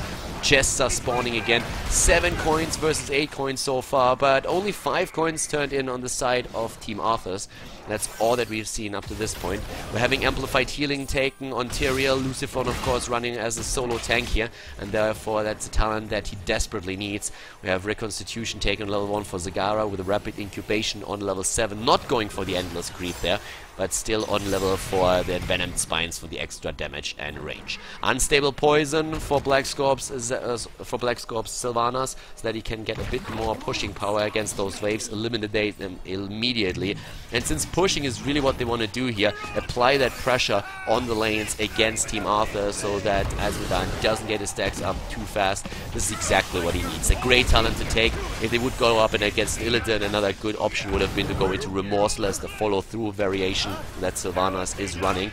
Kuni-chan already with a bit of pressure against the Vikings. This auto-attack build is of course going to do a lot of work, especially to Balog and Vortex Eric, since those are the 2 low HP heroes. Good job also by Sefka, by the way, trying to take down those creep tumors as fast as he can. Once again the turn in, and by the way, they lost the first fort already in the mid lane, and up to the top we are seeing again Falcon and Blackscorp moving in with the Zagara Sylvanas, an absolute dangerous composition. And Andy Lendi is trying to get his stacks up. He's currently at 78, pretty good actually, 5 minutes in, 78 stacks up, pretty damn good, so BKB really helping him out with the Tacita. And I can't stress enough that we do not have a warrior, we do not have a real frontliner for Arthas, and this is not just like a fluke or anything. This is really a strategy that has been played for a long time in scrims, where teams have been experimenting with it, and they haven't seen it too much in competitive play yet, but it is solid. If you play it right and if you gain a bit of momentum, you can do a lot with that. You use Archon in the big team fights to just have that frontliner there and tank a lot of the damage out. And that's of course exactly what they're going to try in those later battles. For now though, we're having Kuni-chan with the attempt to turn in his coins, and Vortex is trying to make sure that that doesn't happen. So always in with the Viking to deliver that final hit to interrupt the turn in. Unstable is getting additional coins for his teams. They didn't turn in just yet. They have 7 coins that they delivered, but they need 3 more, and they're going to take those as soon as they can. Problematic for Arthas is of course that with all the pressure that we're seeing from TeamLiquid, here at the top once again with a kill on the fort, they are taking a serious lead in experience, as they should against an Asmodan composition. And apparently they're even thinking about going for boss, and they're taking it. They have the heroic ability, so they're just basically saying, come at us, what are you gonna do? There's nothing you can do, boys. We are happy to fight you here, even with the boss tickling us in the back, because, well, we have our heroics, you don't, so we dare you. And right now, that's something that Arthas doesn't really want to do. They use the opportunity to get a turn in the mid lane, since they know very well that with TeamLiquid attacking the boss, there's just nobody there to guard the pirate. And we have already Longbow, Wailing Arrow, Blink, Judgment, and more used. And any second now, Arthas is going to hit the heroic ability as well. Fission Bomb, of course, on level 7 for Kel'Thas. We're seeing a follow-through taken on Zeratul to complete that auto-attack build, at least the first 3 levels. And now that the heroics are in the game, we're having once again Shadowstalk being used on the side of Tyrande. We're actually seeing this talent a bit more often these days. In this case, well, it's still nice, it's still not too bad, but with the Void Prism setup and a Phoenix, that Talent would have done a lot of work. I feel like that would have been a really nice composition with a good setup. Thanks to Void Prison, you could use Phoenix and also Starfall and then try to just keep those heroes in, do a bit more damage. So there would have been potential for not really a wombo combo, but an attempt to just use those area of effect spells and synergize with them. Oh, the initiation here against Kelthas! Wow, Team Liquid, look at that pressure! And right now Asmodan is trying to get his thing in. Bug abuse called by Kuni-chan here, of course, means that additional, well, silence in the maw that hits even when your heroes are still in the maw. You don't have to hit that perfectly. Not really a bug abuse, but just the way that the game is being played right now. So yeah, the maw silence, well, yeah, at this point, apparently Arthas doesn't seem too happy about it, and I guess that's because the game is not really going in their favor. Of course, with Asmodan, you're always hoping for the late game and not the early stages of the match. But right now, with a 2-level lead, Team Liquid is taking such a significant lead in this game that it's going to be very tricky for Arthas to get that done. Kuni-chan actually stealing out the coins up to the top, but with one keep already lost, only 8 minutes into the game, that's of course a big problem. 130 stacks on Asmodan, that's not too bad, but still. You lose map control, they lost it completely, both of the chests going to Team Liquid, and Team Liquid can now turn in again, and that would be the second turn in for them. And with most of the forts already gone, the one at the bot lane is the only one still standing, and they can move in here with Sylvana, Zagara, push that in as well. So yeah, Arthas is going to lose another fort here. There's no doubt about that. Arthas is trying to get the level 13 talent now. They're currently up at the top. We're having, in terms of the Spanish team, Impatience the Virtue on the Vikings in level 13, a Spell Shield for Sylvanas. Not really too happy about going up against heroes like Tyrande, of course Zeratul, like all of them. Basically every single hero that we are seeing on the side of Team Arthas is a threat to Sylvana, so Spell Shield is a very good choice here. Of course you would like to go for Evasive Fire so that you can a bit faster and can run away from your opponent, but if there's this much spell damage, you basically don't have another choice than going for Spell Shield. So a good option here for Black Scorp, and he is choosing to use it. Imposing Will has been taken, and interesting enough, Sticky Flare, which is also kind of nice, has been taken over a potential like Shrink Ray, over a potential Sprint. So, and an Ice Block, of course. Don't see it too often, but it can do a lot. And oh, there comes the Judgment, immediately going straight for Sefka again. But there's no follow-ups this time for Lucifron, and the Phoenix already zoning them out. Vortex decides to go into his longbow. Gets actually stunned on the Vikings here, thanks to Asmodan, who used another Globe of Annihilation to get that in. Currently he's at 164 extra damage, but that's just not enough to stop this onslaught. So much pushing power. Black Scorp with a Black Arrow, with the Straight, and Falcon with all that siege damage that he can dish out with his Roaches, with his Banelings, and also the Hunter Killer. That is just so strong against them right at this point. Kuni-chan is trying to get away here, but apparently Team Liquid really attempting to hunt him down. Even even Shadowstalk being used right now. He blinks away, tries to escape, yeah, and so far so good. Kuni-chan is not going to be seen anytime soon, so they're not trying to go for him here. Uh-oh, did he just reveal himself? I think he might have. Nah, blinks away. All good, at least for now. And the level 13 talent is now finally also available for Team Arthas. We're currently looking at Relentless again on Asmodan. Interesting that he's still refusing going for March of Sin. So with especially I guess with Lucifron and his Judgment, it makes a lot of sense to make sure that you can't lock Asmodan down that fast. But of course the problem for them is that they're still very, very far behind in experience, 1.5 levels, and that means that Team Liquid is going to hit level 16 very soon. And at this point we are seeing 2 of the forts that have been destroyed by Team Arthas, so at least that gives them some experience and allows them to start to catch up, but it's still a long way to go for them. And they need 16, and it needs 16 badly, because right now Team Liquid has that talent already with the Norse Force, giving additional safety to the Vikings, a double blood for Sylvanas and Tyrael, which is great. And we're seeing also now Criterize taken again, the jumps going straight for it, the bubble only hitting one hero, not the best Void Prison that we've seen today. Maw and Phoenix being used already. Here comes another Globe. Good damage already on the Globe, but not enough. Tyrande down, Tacita down, and Arthas just simply in trouble. Asmodan at this point, at 218 stacks on his Orb of Annihilation. He's really starting to do some damage, but they already lost the first keep, and they haven't really won any teamfight just yet. They have not a single kill. The only kill that they have so far is the one against Balog earlier, and that only gives you 0.25 kills, so not even a full kill yet. 16,000 damage on Asmodan puts him right up there with Arthas when it comes to damage against heroes. TeamLiquid is opting for the boss again up the top lane. They currently have the highest damage dealer in the game, with Sylvanas running 18,000 against heroes right now. So far so good for TeamLiquid. Nearly a flawless game by them. Only one of the Vikings dying, which is of course extremely good for them. But again, once that Asmodan gets into his zone and starts to just like throw those 3-pointers, you can do so much damage with him, and that's of course what they are relying upon right now. But as I mentioned before, on a map like this, if you lose this many structures in the early game, every single turn-in is a huge threat to your keeps, to your core. And if of course you lose map control, then you allow the opponent to run a PvE game here, and that's exactly what TeamLiquid has been doing.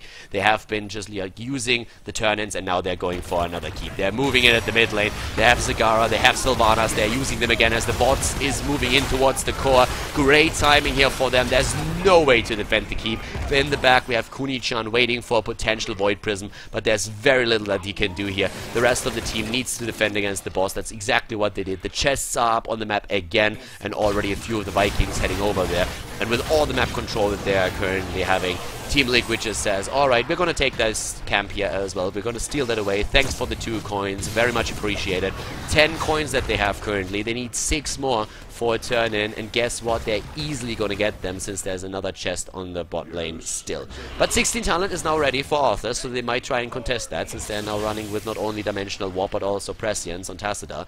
We're having the Blood for Blood taken for Asmodan, double bombs on Zeratul, of course Ignite on Kel'Thas, what else, and now a Ranger on Sylvanas for the additional damage. Trying to get that in. Turn-in not completed by TeamLiquid yet. They have 18 coins, but they don't turn them in just now.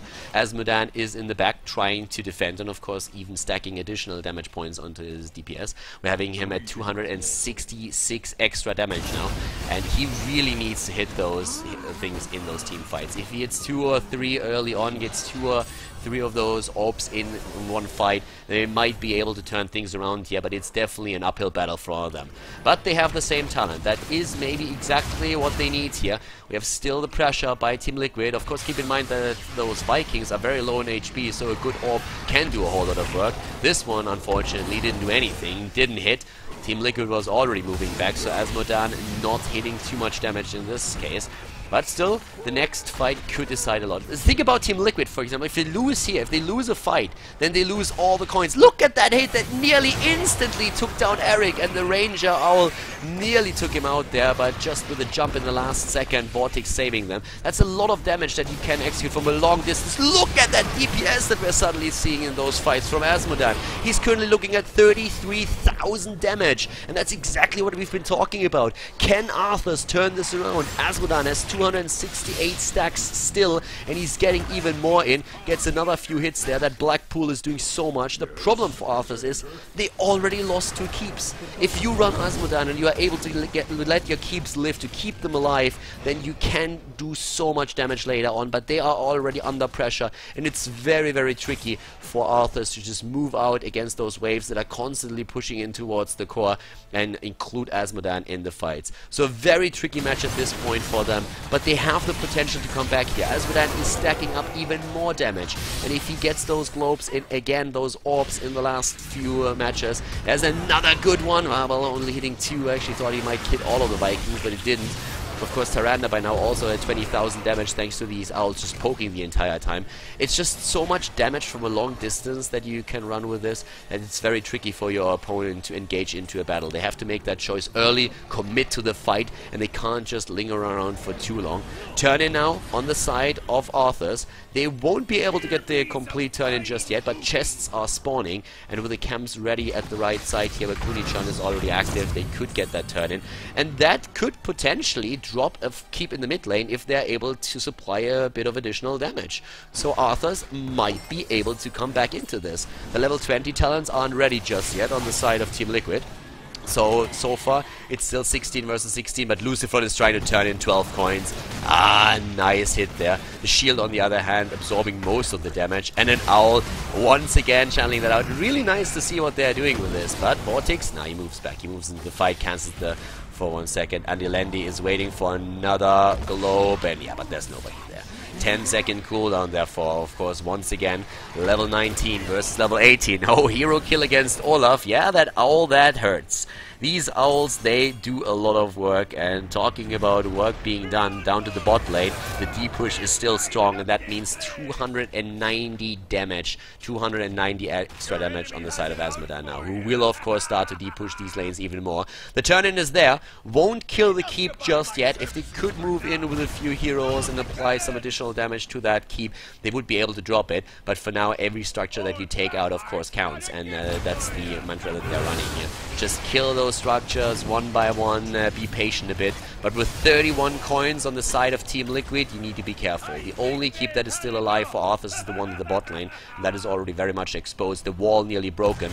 So the boss is also up on the map. Very, very tricky to play for Arthas now. They are going for Oracle here. They're moving through the map. Asmodan is currently running 304 extra damage. Brightwing is starting to TP to the rest of his team. Phase shifts up to the top where they are going for boss. They have 33 coins, so no matter what they do, it's going to be great for them. Either take boss or turn in. Both acceptable options. They're going for boss here and they just burst it down. They have the damage for it. And Arthas is going to come a bit too late. The orb, the globe is hitting, but only Lucifer on 35 coins. The attack against BKB. He just barely moves away with a prescience and a dimensional warp, but he's very low. Oh, a great Void Prison, but they unfortunately do not have a follow-up. It's more of a disengaged Void Prison than anything else. But hitting a 4-man Void Prison would, of course, have been great in case that there are still cooldowns ready on Phoenix and also the Orb Annihilation, which in this case was unfortunately not happening.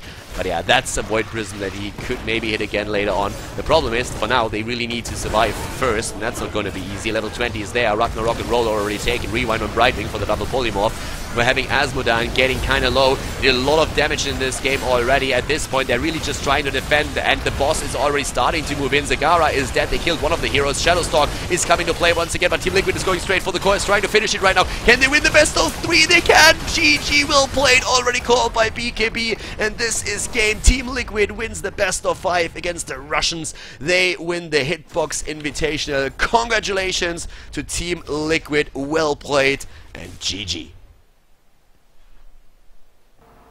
Absolutely great match by TeamLiquid there. They dominated this one. Great fights by them. We've seen Asmodan doing a lot of work, especially in the later stages of game, leading the damage charts for his team too. But the problem that they definitely had is that in the early game, with Zagara and Sylvanas against them, they lost way too many structures. And with all that pressure that TeamLiquid executed, the map control that they established, they were able to just get the coins, turn them in, get those camps, and do a whole lot of work. Great play by TeamLiquid again. Arthas with very, very solid performance here though. Taking 2 maps for TeamLiquid is very impressive, but the Spaniards, they just win it again. They turn it around after losing the initial map and being tied twice. Now, ladies and gentlemen, they won one more tournament, and this is all, of course, amazing for the Spanish team. They are just so strong and so difficult to beat.